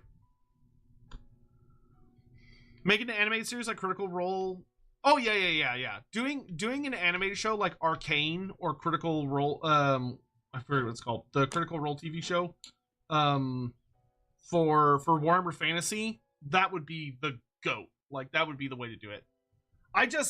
The thing that's heartbreaking to me is I feel like Games Workshop is in Fantasy's way for being a popular franchise. Like, it feels to me like Games Workshop does not want Fantasy to be popular and is not looking to actively support it in that sense. Vox Machina, thank you. Yeah. I love Vox Machina, great show. Like, they're pushing so hard for the Space Marine 2 shit with the, like, Amazon series and everything. And at least Age of Sigmar gets some shows. But the frustrating thing about Games Workshop is that Games Workshop is really fucking stupid. Is the easiest way I can put it. Like, Games Workshop is very greedy, and they have a very idiotic understanding of modern systems and, like, modern online culture.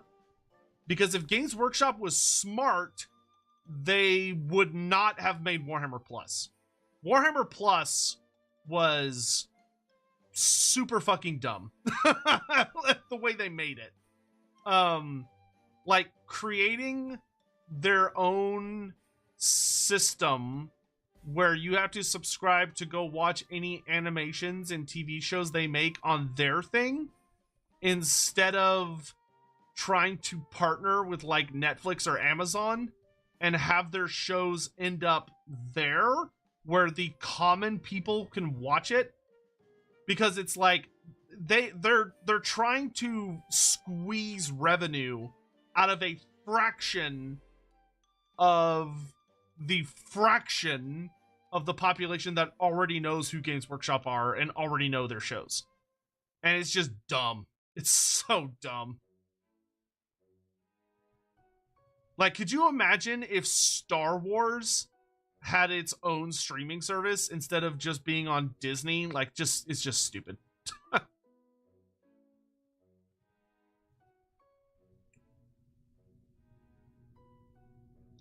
But Games Workshop has always been a trend follower.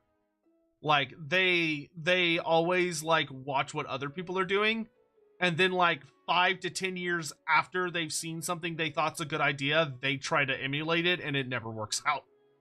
So it virtually always blows up in their face.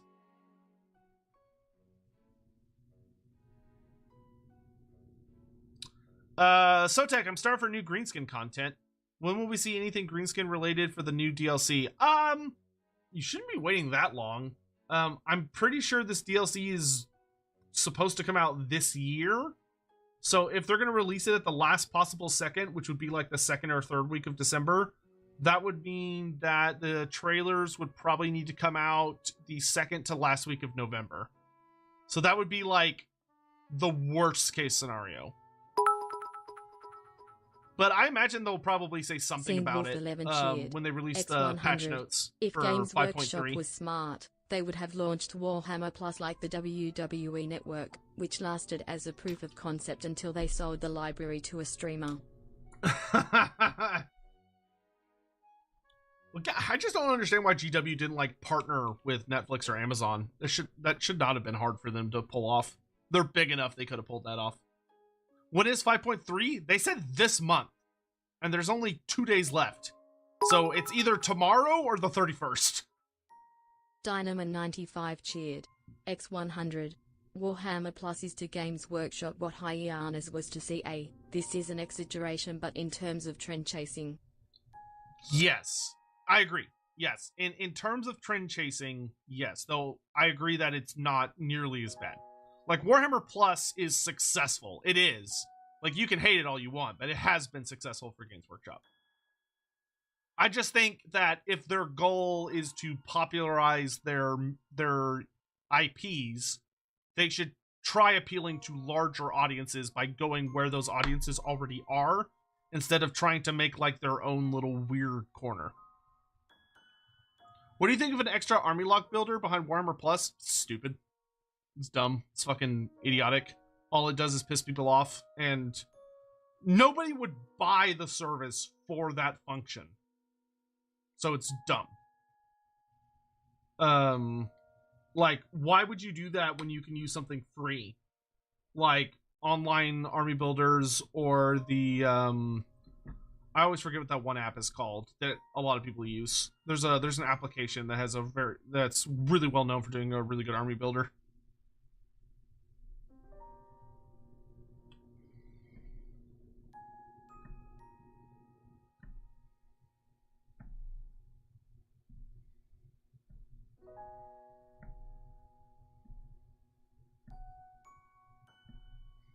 Thank you for the bits, by the way. Toxic Armpits. That's a great name. I feel like that sometimes. Do you think with the Khorne DLC, when we get Skull Reapers, do you think they'll update Valkia from buffing generic undivided aspiring champions to buffing Skull Reapers? Because in the lore it stated that she had veteran Skull Reapers with her called the Goremongers. Yeah, I could see that. I could see Valkia having a unique interaction with them. I don't know if it'll be her faction buff, but I could see it being like one of her skill buffs or something.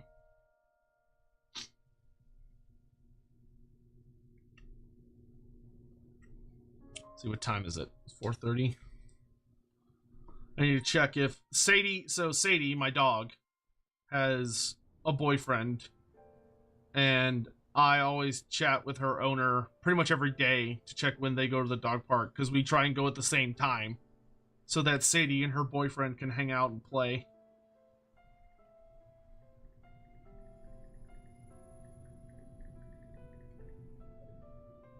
So let me check what time they're thinking of going today. Why doesn't Games Workshop have a single branch outside the UK when it's so big? Yeah, that drives me fucking insane, to be really... okay, the honest to God answer is that Games Workshop has an identity that Games Workshop tells itself that it is a small company. That it is a small, intimate company that they want to keep essentially local. Obviously, that's fucking moronic because they're a gigantic, multi-million pound monster of a company, but that sells globally, but they don't want to expand globally. And part of it is because of their corporate culture, where they think of themselves as almost like a mom and pop organization, even though they're just not.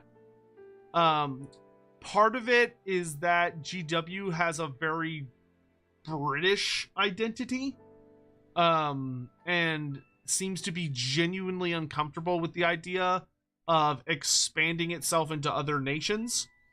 And the other aspect of that is that GW and its greed doesn't want to deal with what they would have to do in order to have employees in other nations, whether that be the United States or the European Union, especially.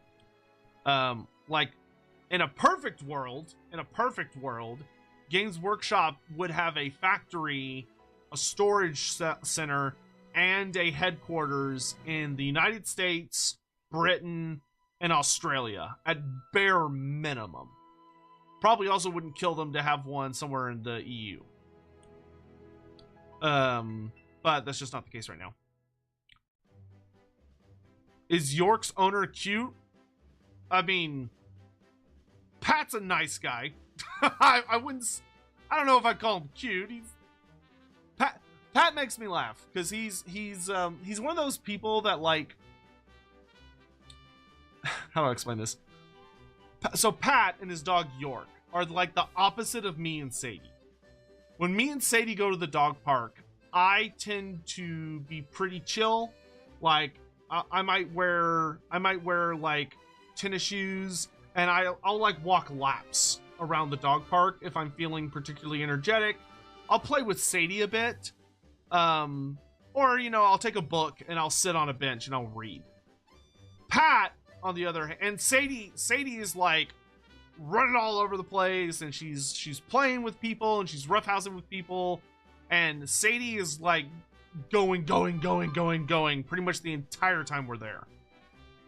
On the other side, you have Pat and York, where Pat is like the most energetic person at the park. He plays with every single fucking dog. He knows everybody's dogs. And he plays with the dogs the entire time he's there. Meanwhile, his dog York is so lazy. Like, York does not give a fuck about anything and is so chill. So whenever me and Pat are there, Sadie, like, Pat will pick up a toy and Sadie will chase him, and Sadie and Pat will play almost the entire time. Meanwhile, York will come over and come move between my legs, and then we'll just sit down and I'll just pet him, and me and him will just both be lazy and not move the entire time. So we switch dogs when we're at the dog park, which I always find really funny.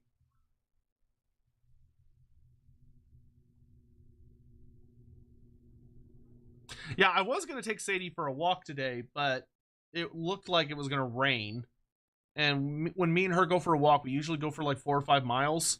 And I did not want to get caught out in a rainstorm. So we have not exercised yet today.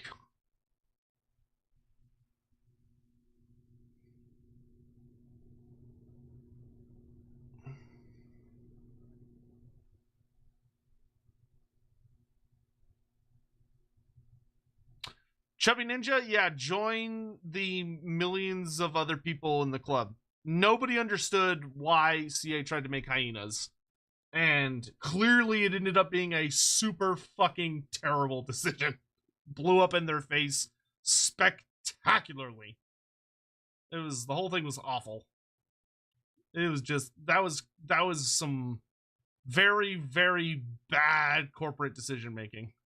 I felt really bad for all the normal employees that suffer or lost their jobs because some dipshit at the top was like, we should make one of those FPS looter shooters. It's like, why? Nobody looks at Creative Assembly and goes, you know what we need from those guys? We need a looter shooter. It's like, no. How about y'all make games people actually want from you? Like a new strategy game or a new horror game. Like, people love those. Why don't you make one of those? And it blew up in their face. And they have now turned around and gone, our bad. Let's make what people actually want from us now. And it's like, oh, wow, thanks. Fucking goofs. Please, guys, I cannot tell you.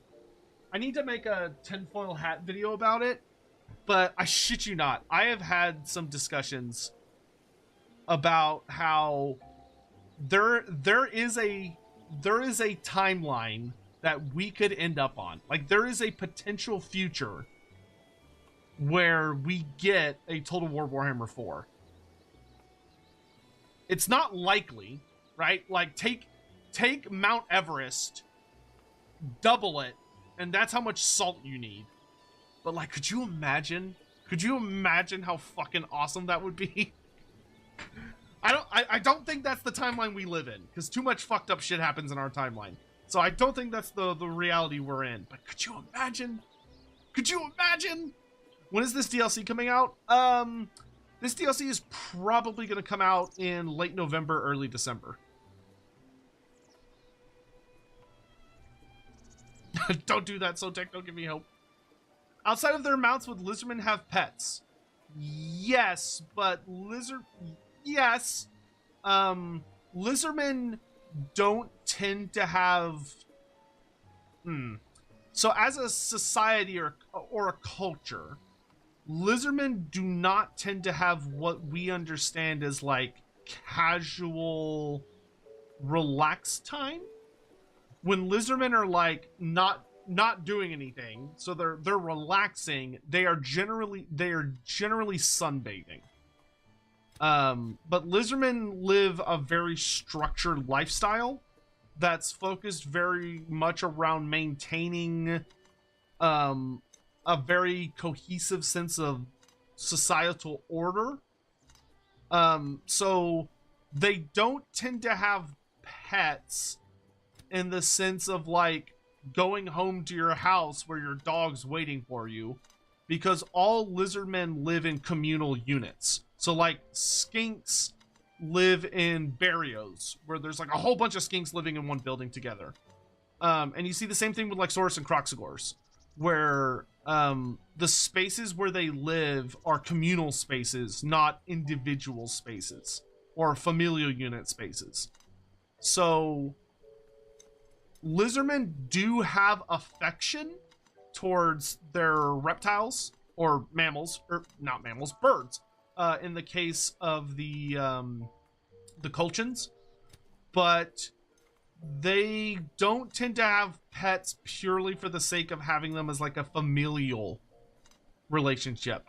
They have them because there's a particular function that they serve. Generally in war, but sometimes for, like, labor or performing certain kind of specific tasks. That being said, there is a hilarious Slaanesh Mage Priest. Well, he's kind of terrifying, actually. But there is a moderately funny, mostly terrifying Slaanesh Mage Priest that lives in Tloxlan, the City of the Moon, who kind of developed a bit of an obsession with humans as, like, a pet. Chet 27 SS cheered. X100. Is CA updating their engine to have vehicles? I don't know. EA ship battles when Shogun 2 had ship battles? I have no fucking idea what CA is doing with their engines. I have no idea. Literally, I literally could not tell you. I could not tell you a goddamn thing about what CH doing. Dynamo95 cheered. X100. We need to get the Manor Lords guy to make a similar game, but managing / building an empire settlement. Thank you for the Could bits, you though. imagine? Could you imagine? Yeah, that'd be nice. It would, yeah, that would be neat. What would a Warhammer 4 even be? Hear me out. Hear me out, right? A Warhammer. Hold on. I need to pull up a map. 1 second. If you're gonna appreciate my brain rot, you need to see it proper.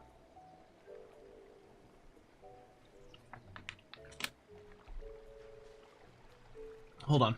I need a certain map so I can properly demonstrate. Here we go. All right, so this is to be clear, this is a fan map. This is not an official map from Games Workshop, but it will suffice for our purposes. Okay, and I also need to move my fat face over to the other side of the screen. 1 second. Whee!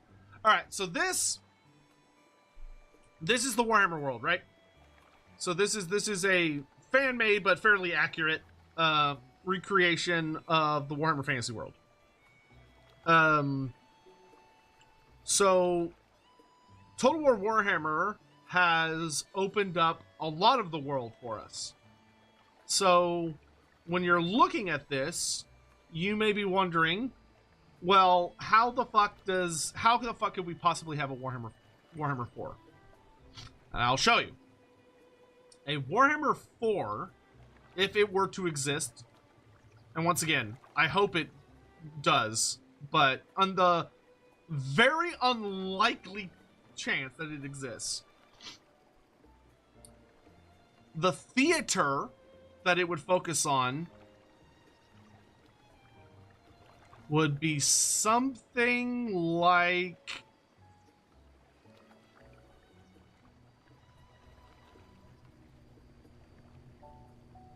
that.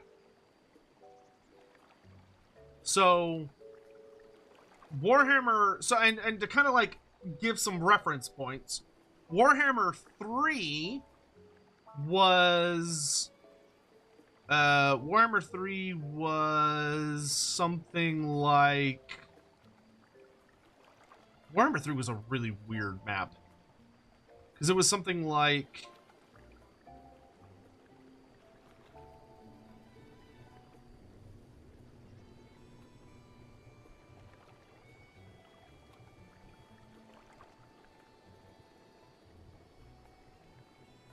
it had Albion in it, didn't it? So Warhammer 3 was the blue map, or the blue line. That was Warhammer 3. So what I'm suggesting is that Warhammer 4 would be essentially this Eastern theater. Alright? And then when you're looking at this Eastern theater, you may be looking at that and going, okay, cool story, bro, but like, what the fuck is even over there that's worth talking about? So if I grab, I need like a really bright color that's legible. I don't know if green's legible, but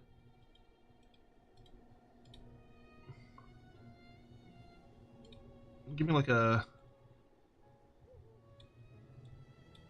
yeah, give me like a bright purple. That'll work. So who would be the starting races for this game? Like, who would this game be about, right? So this game would be about the following races. From the north, where we have the Eastern Steppes, you have... This is harder than it looks. Your Hobgoblin...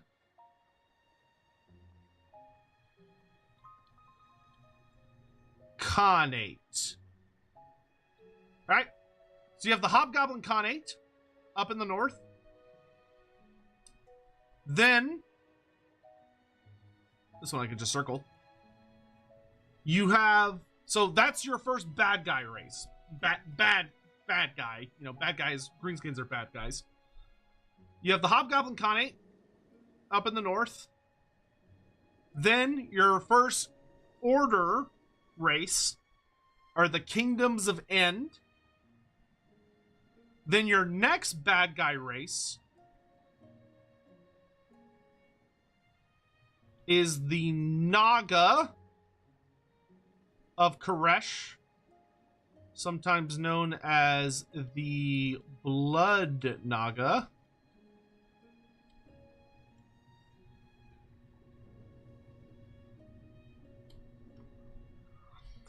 And then your last order race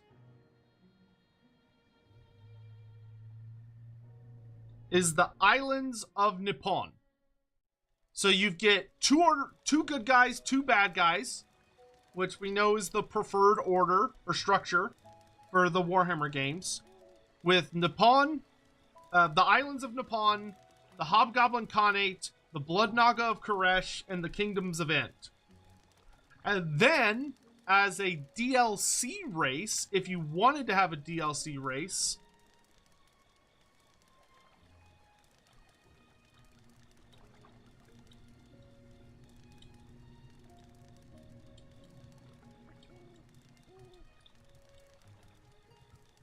Fishmen. You do the Fishmen out of, like, Lumbria or Elithis or some shit. So this would be your Warhammer 4. It's the Eastern Theater. Cathay getting just absolutely, like, it's not even a DP, like a QP. Just absolutely railed between all these nerds. But it could work. This could work so well. This could work. The biggest downside is it would require so much involvement from Games Workshop, because none of these are currently published factions. So Games Workshop would have to work with CA to create all of them. But I have heard from some very reliable sources that these four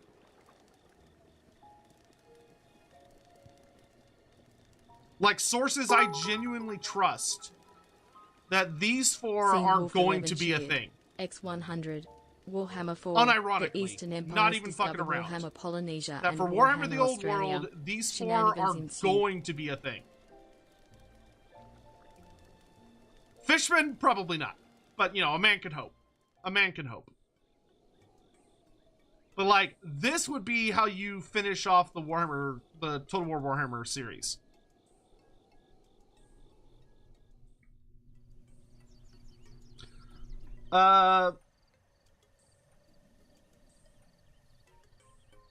Sean DeWolf, Warhammer 4, the Eastern Empires. Discover Warhammer Polynesia and Warhammer Australia. Shenanigans ensue. Yeah, it would definitely be shenanigans.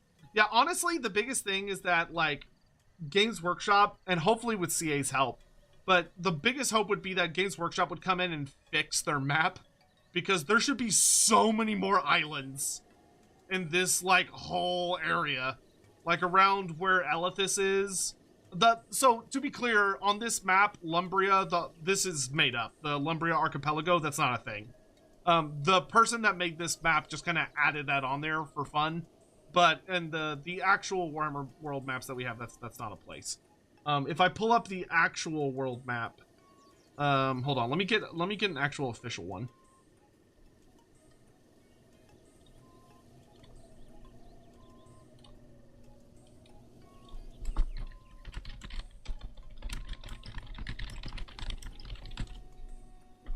Isn't Lumbria just Lustria? No.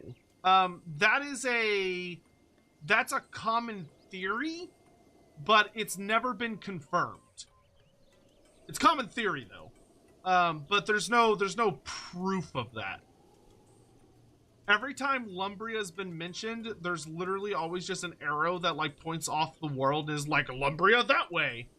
And everyone's like, where? And then they go, I don't fucking know. So this is an official map from Games Workshop. So this is the map from the 6th edition Warhammer Fantasy, where you can kind of see what everything looks like. Where you'll notice that, like, Elethis is very large. Like, if I were to talk to Games Workshop, I would heavily encourage them to... The Lost Isles of Elethis should probably be restructured to be much more like Polynesia or Indonesia, that type area, where you, like, kind of shatter these and make them, like, a lot more smaller islands.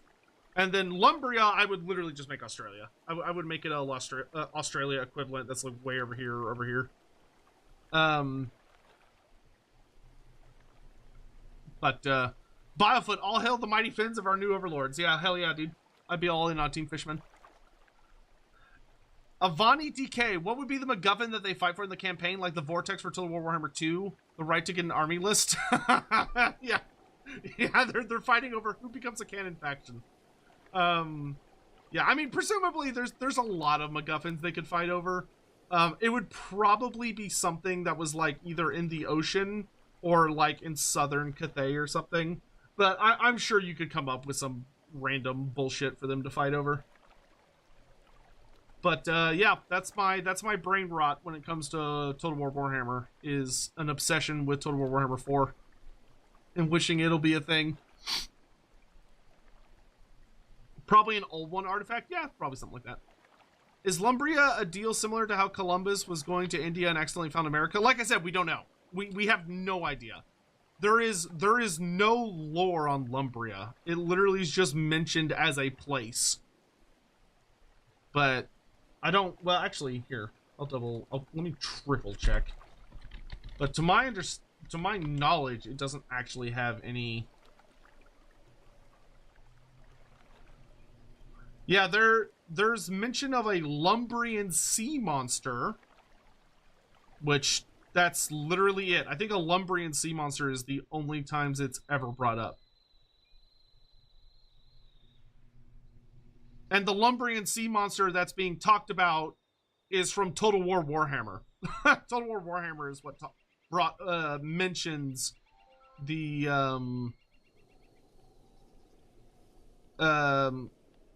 Lumbrian sea monster.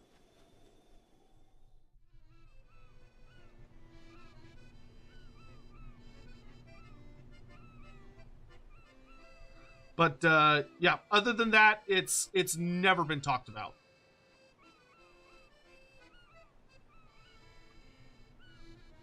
Should Lumbrian natives be humans or a different species? They'd probably be a different species. Games Workshop, I think it's always tricky, right? It's always really tricky because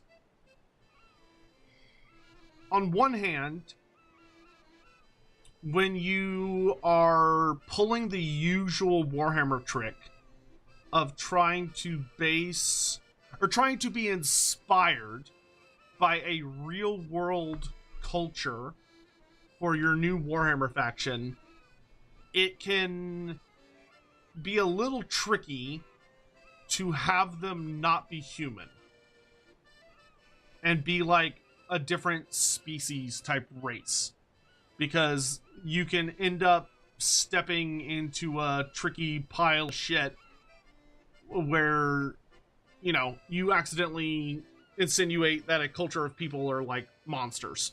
But I also think that the idea that everyone should have to be human is very silly.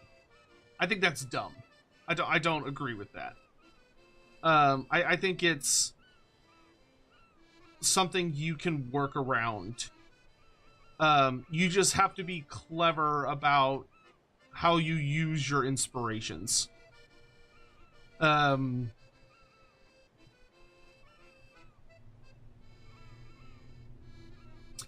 But the good news is, I'm also not in charge, and I don't get to make the decisions, so I don't have to worry about it.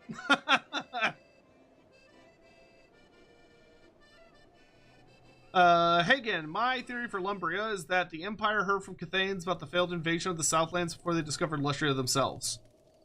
It could be. Yeah, it could be that Lumbria is like a mistranslation or a misunderstanding about the Cathayans talking about discovering Lustria. That's certainly possible.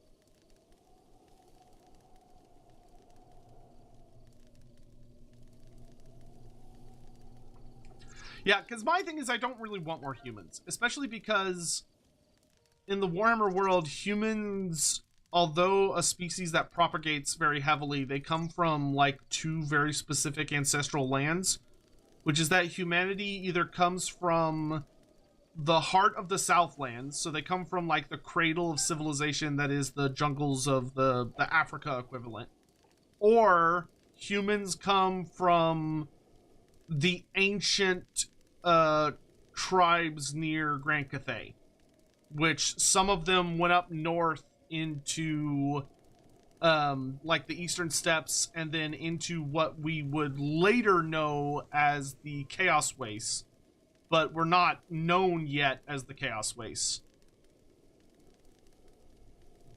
Where does the word Lustria come from? I believe the name Lustria in universe was given to humanity by the elves, and the elves, I believe, got the name from trying to translate Saurian. So they were translating the Lizardmen tongue. But it's tricky to say. There's kind of that...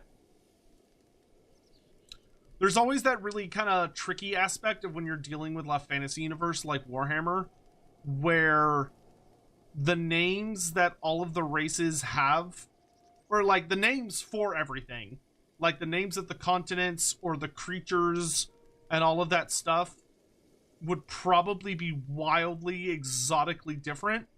But when you're reading it, it's always expressed in English to the reader using a consistent system that makes it seem like the Empire named everything. Because, like, when you're dealing with the Lizardmen, you wouldn't expect Kroxigors to be the name that the Lizardmen used for that. Like, Kroxigor, to me, sounds like a very Empire Reichsspiel name. Because it basically like, in like, Reichsspiel to English, it would almost borderline translate to something like Crocodile Beast. Because gore literally just means like beast. But that's like with the Beastmen, right? Like the Beastmen would probably not call each other Gores. They would probably have a different name. Because gore comes from Khazalid, the dwarf tongue, which then passed down into the human language of Reichsspiel. Are there any original races in Age of Sigmar not connected to fantasy in any way? Oh yeah, there's a whole bunch. Like the silent people, or the silent ones, which are like a really fucking scary insect race, have zero relationship to Warhammer Fantasy. There's also... Hold on, I'm looking at my army books here.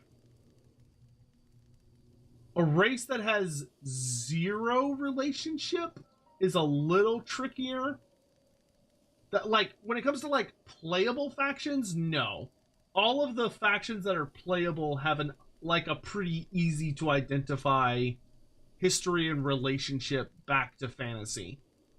Where it's like, oh, the Caradron Overlords are dwarfs, right? Like, they're fundamentally dwarfs, but they're a very unique flavor of dwarfs because they have like insane, over-the-top steampunk like super weapons and like crazy sci-fi tech shit that makes like 40k blush sometimes. And you know, I mean, all of the factions are recognizable from a fantasy perspective. Now, if you're delving into like the lore, the deeper lore of the universe, you will very quickly run into species that don't have a fantasy equivalent. So like some examples, you have the silent ones, or the silent people, which are the insect race that are talked about a lot from the Beast Grave, which is a location. There's also like the Spheranxes, which are these cat sphinx creatures that as a species made a bargain with Tzeentch, and and like the Mind Stealer Sphinx, whatever it's called. But the Mind Stealer Sphinx is completely unique to AOS. The Ogroids are the Ogroid race. So the Ogroid Myrmidon and the Ogroid. Yes, my legs. Whenever I'm thinking or I'm just kind of sitting, I often like bounce my leg up and down, so it causes my camera to shake a little bit. But the Ogroid, so like the Ogroid Thaumaturge, the Ogroid Myrmidon, the Ogroid Fighters, whatever they're called, they're completely unique to Age of Sigmar. You could argue the Stormcast Eternals are completely unique in that there's really nothing like them in AOS. Though obviously they're created by Sigmar, so that means they have a pretty direct tie back to fantasy. But if you're like, oh well, there's nothing really like them in fantasy, then yeah, I would say Stormcast Eternals is fair. I mean, Idoneth Deepkin are fairly unique. Obviously, they're elves, and they have a relationship with Mathlan, the god of the elf or the god of the sea from Warhammer Fantasy. So like they have several pretty deep intrinsic connections back to fantasy. Lumineth worship Tyrion and Teclis and are fairly heavily inspired by high elf aesthetics, but they're still very, very distinct. Cruel Boys are exceptionally distinct. I would actually go so far as to say Cruel Boys are nothing like what you would find in fantasy. As it existed, I heavily suspect that if Games Workshop continues with their plans that they announced way back, like 4 or 5 years ago now, but if Games Workshop is sticking out with their plan to bring back half-orcs, I would be shocked if half-orcs don't end up being kind of like Cruel Boys. The Centaur race people? Well, there are centaurs in fantasy. They're not talked about very much, but there is a centaur race in fantasy that are like apparently very noble. They're not like beastmen. They're very different from beastmen. I would... One of the things that has been sitting in my mind a lot is that, like, if I got to... As much as I would love to do Fishmen, I think if someone really sat me down and was like, hey, Sotek, like, you can create... We will help you create a race for Warhammer Fantasy. What do you want to make? I would... My honest-to-God pick is that I would want to make... And it's like... It has to fit in the universe, but is mostly going to be new stuff, like 99% new. I would pick the Centaurs. And I would make the Centaurs the native species that dominates southern Nagaroth and like the isthmus of Nagaroth that leads down into Lustria, north of Hexwaddle. And I would want to do a whole lot of research into like Native American myths and legends and stories and draw pretty significant inspiration from that, because there's like so much cool shit. And I think centaurs would be a really natural evolution there, and would be like a fascinating race to explore, of like an order race, but not like in the sense that they're like, oh yes, we build great grand cities, but like they're far more nomadic, and more like live off the land or are following herds, and would be super interesting, I think.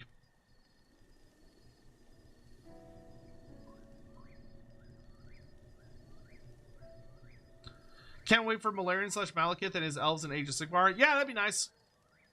That'd be cool. They've been teasing it now for almost a decade. Kabanda, I think all the elves should get kicked out of the Grand Alliance of Order and go make the Grand Alliance of Prickishness or something. Yeah, Order is a very fat alliance. There's a lot of factions in it. That being said, I think... Yeah, I mean, you're not wrong. The elves in particular make up such a goofy part of it that it's silly. Oh, shit! Did y'all see the new... What's coming in the new White Dwarf? The new White Dwarf is... I'm so fucking excited about this. The upcoming White Dwarf is releasing a set of rules to make the Dwarden army that I want. They're releasing new rules for Dwarden where you can run a Grombrindal army. So like Grombrindal has actual rules and is your army like special character, and you get a combined army of Fire Slayers, Caradron Overlords, and Dispossessed, and Ironweld Arsenal. And you, although I guess Ironweld Arsenal aren't really a thing anymore, are they? I forget, like, I forget how much of the Dispossessed range is still available for Age of Sigmar. Actually gonna look. Because Cities of Sigmar got, like, such a heavy human do-over.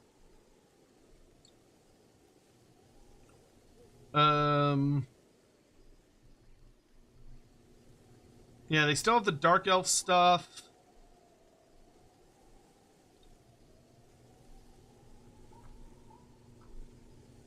Do they not have any dwarf stuff? Can you not run, like, hammerers and shit anymore?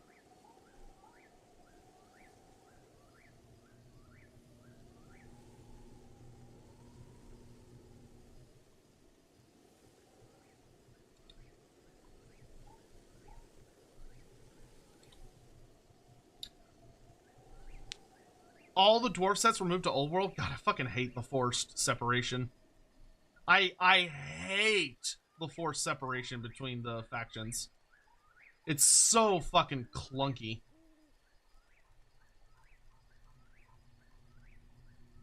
God, I fucking hate that shit. That shit drives me insane. The forced separation between AOS and Fantasy is the dumbest shit in the universe. That it is legit the thing that bothers me the most about modern Games Workshop.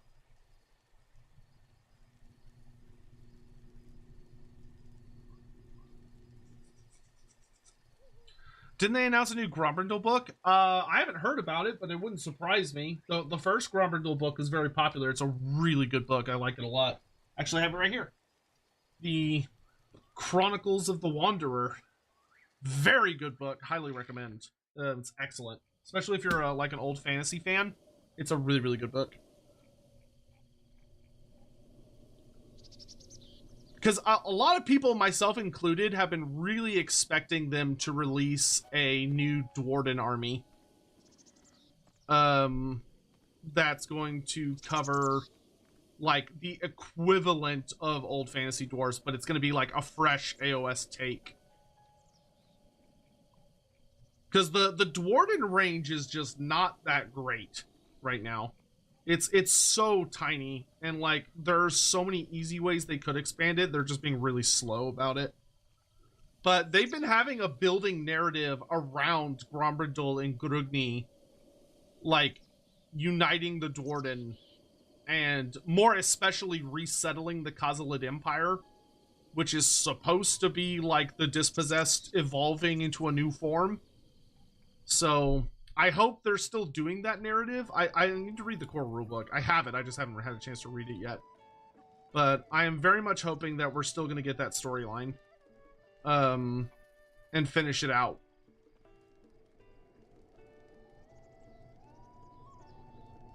Yeah, because it's White Dwarf 506 is going to have the new Grombrindal rules. And it's the Dwarden Ascendant.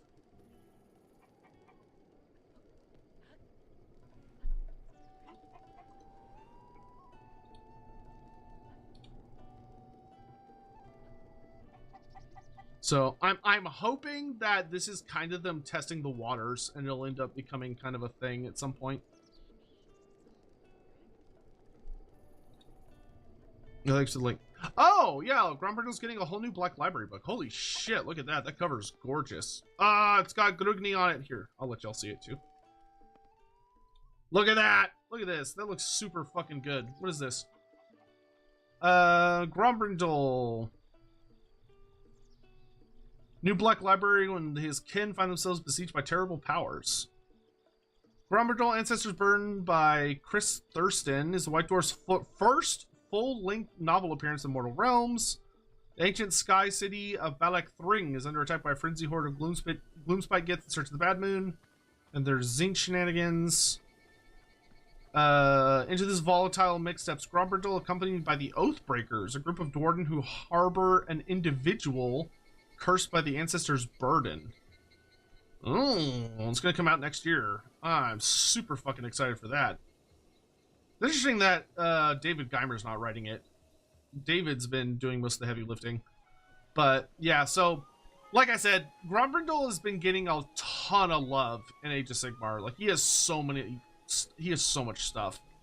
So I really, really hope Games Workshop is going somewhere with that storyline. But we'll see what happens.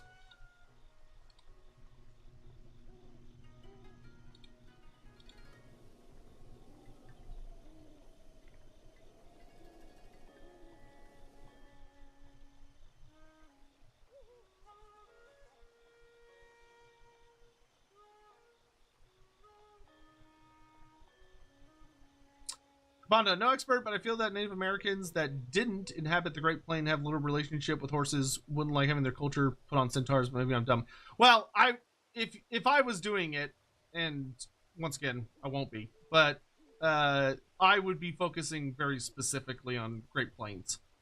But tying more into those that did have the very strong relationship with, like, horse culture. The more nomadic groups that focused on that particular lifestyle. But also, there'd be inspirations that I would take. But once again, the goal would not be to base it off them, but to take inspirations from it. Like, I don't think for any of the races that would ever be added to DW, I don't think with any of them you would want to just take, like, a real world culture and just put it in fantasy. I don't think Games Workshop could get away with that in today's world. Like, that is a trick they enjoyed doing back in the day, but I don't think they could really pull it off anymore. Like, I think at best you can take inspirations from some very specific aspects and, like, specific individuals, specific mythologies, specific stories, specific, like, popular stories, and specific, like, battle tactics, or famous fighters, famous warriors, famous formations, famous battles. But I think you want to use mostly an original idea, because your main goal should be to make something that works within the universe itself, as opposed to taking something that exists in the real world and just copy pasting it, because that just won't work. It's gonna, like, not fit the mold you're trying to put it into, which is why you want to take inspirations, not direct copy paste.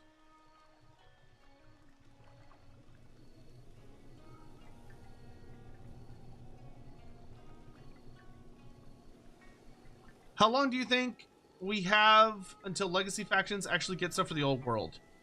I have no idea, dude. It's really difficult to predict Games Workshop's attitude when it comes to forcing their settings to be different, because that's being caused by some really stubborn fucking idiots, and they're fucking idiots. And I'll say that, like, they are the dumbest cunts in the universe. If, like, whoever's responsible for that, I would happily tell them to their face they're a stupid bitch. Of forcing those settings apart, because all it's doing is hurting both of them.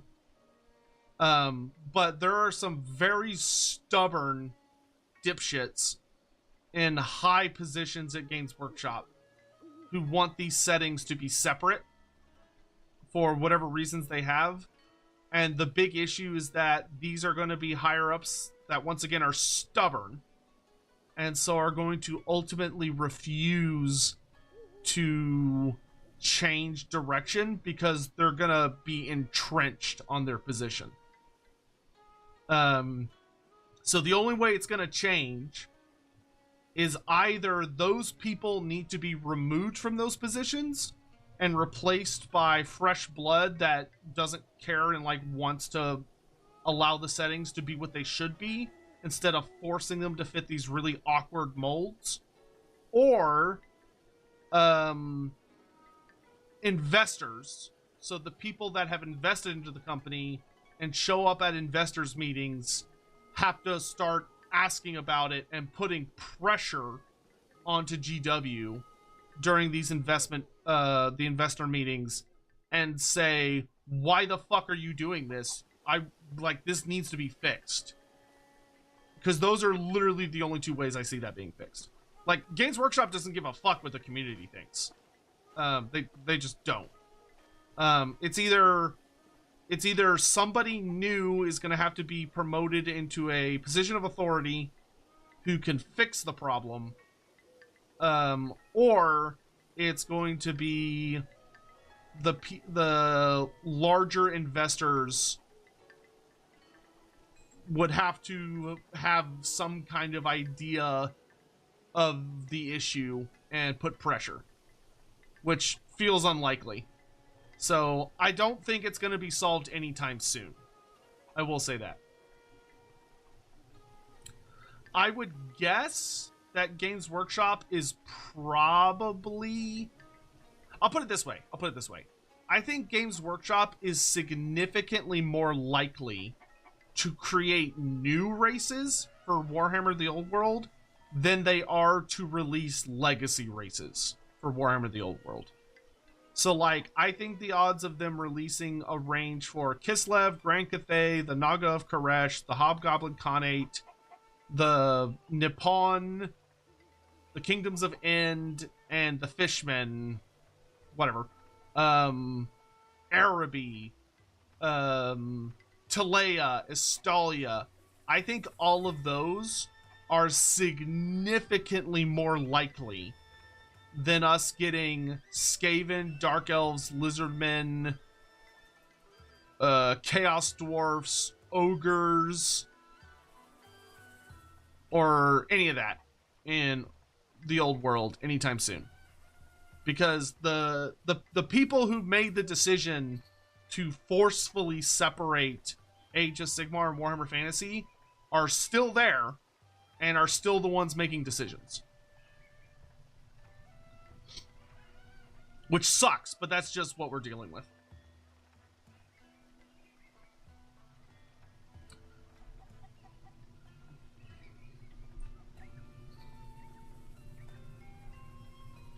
Alright, my dudes. But it's about that time where I'm going to take Sadie to the dog park. So here's what I'm thinking we're going to do. I think I'm going to go ahead and call it for this stream and take Sadie to the dog park. And then when I get back, we're going to stream some Final Fantasy XIV.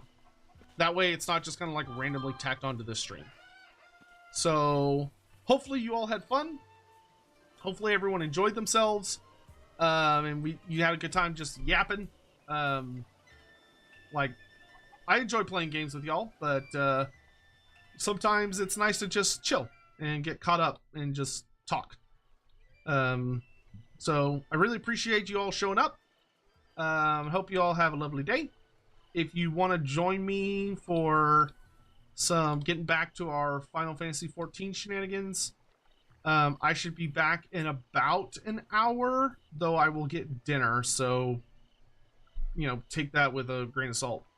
But I'll be sure to send y'all off on some raids, because I actually, since I streamed at a reasonable time for the first time in my life, I actually see some people I know that are online. So I'm going to send you off on some of those.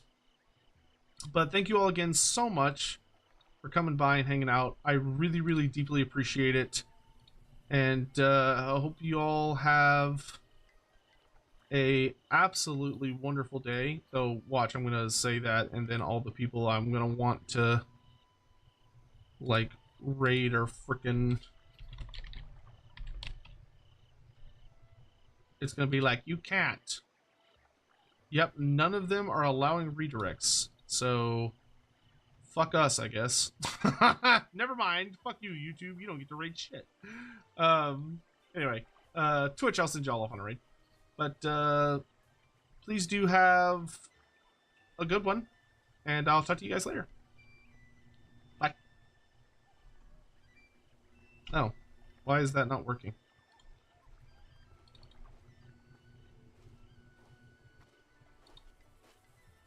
Oh, interesting.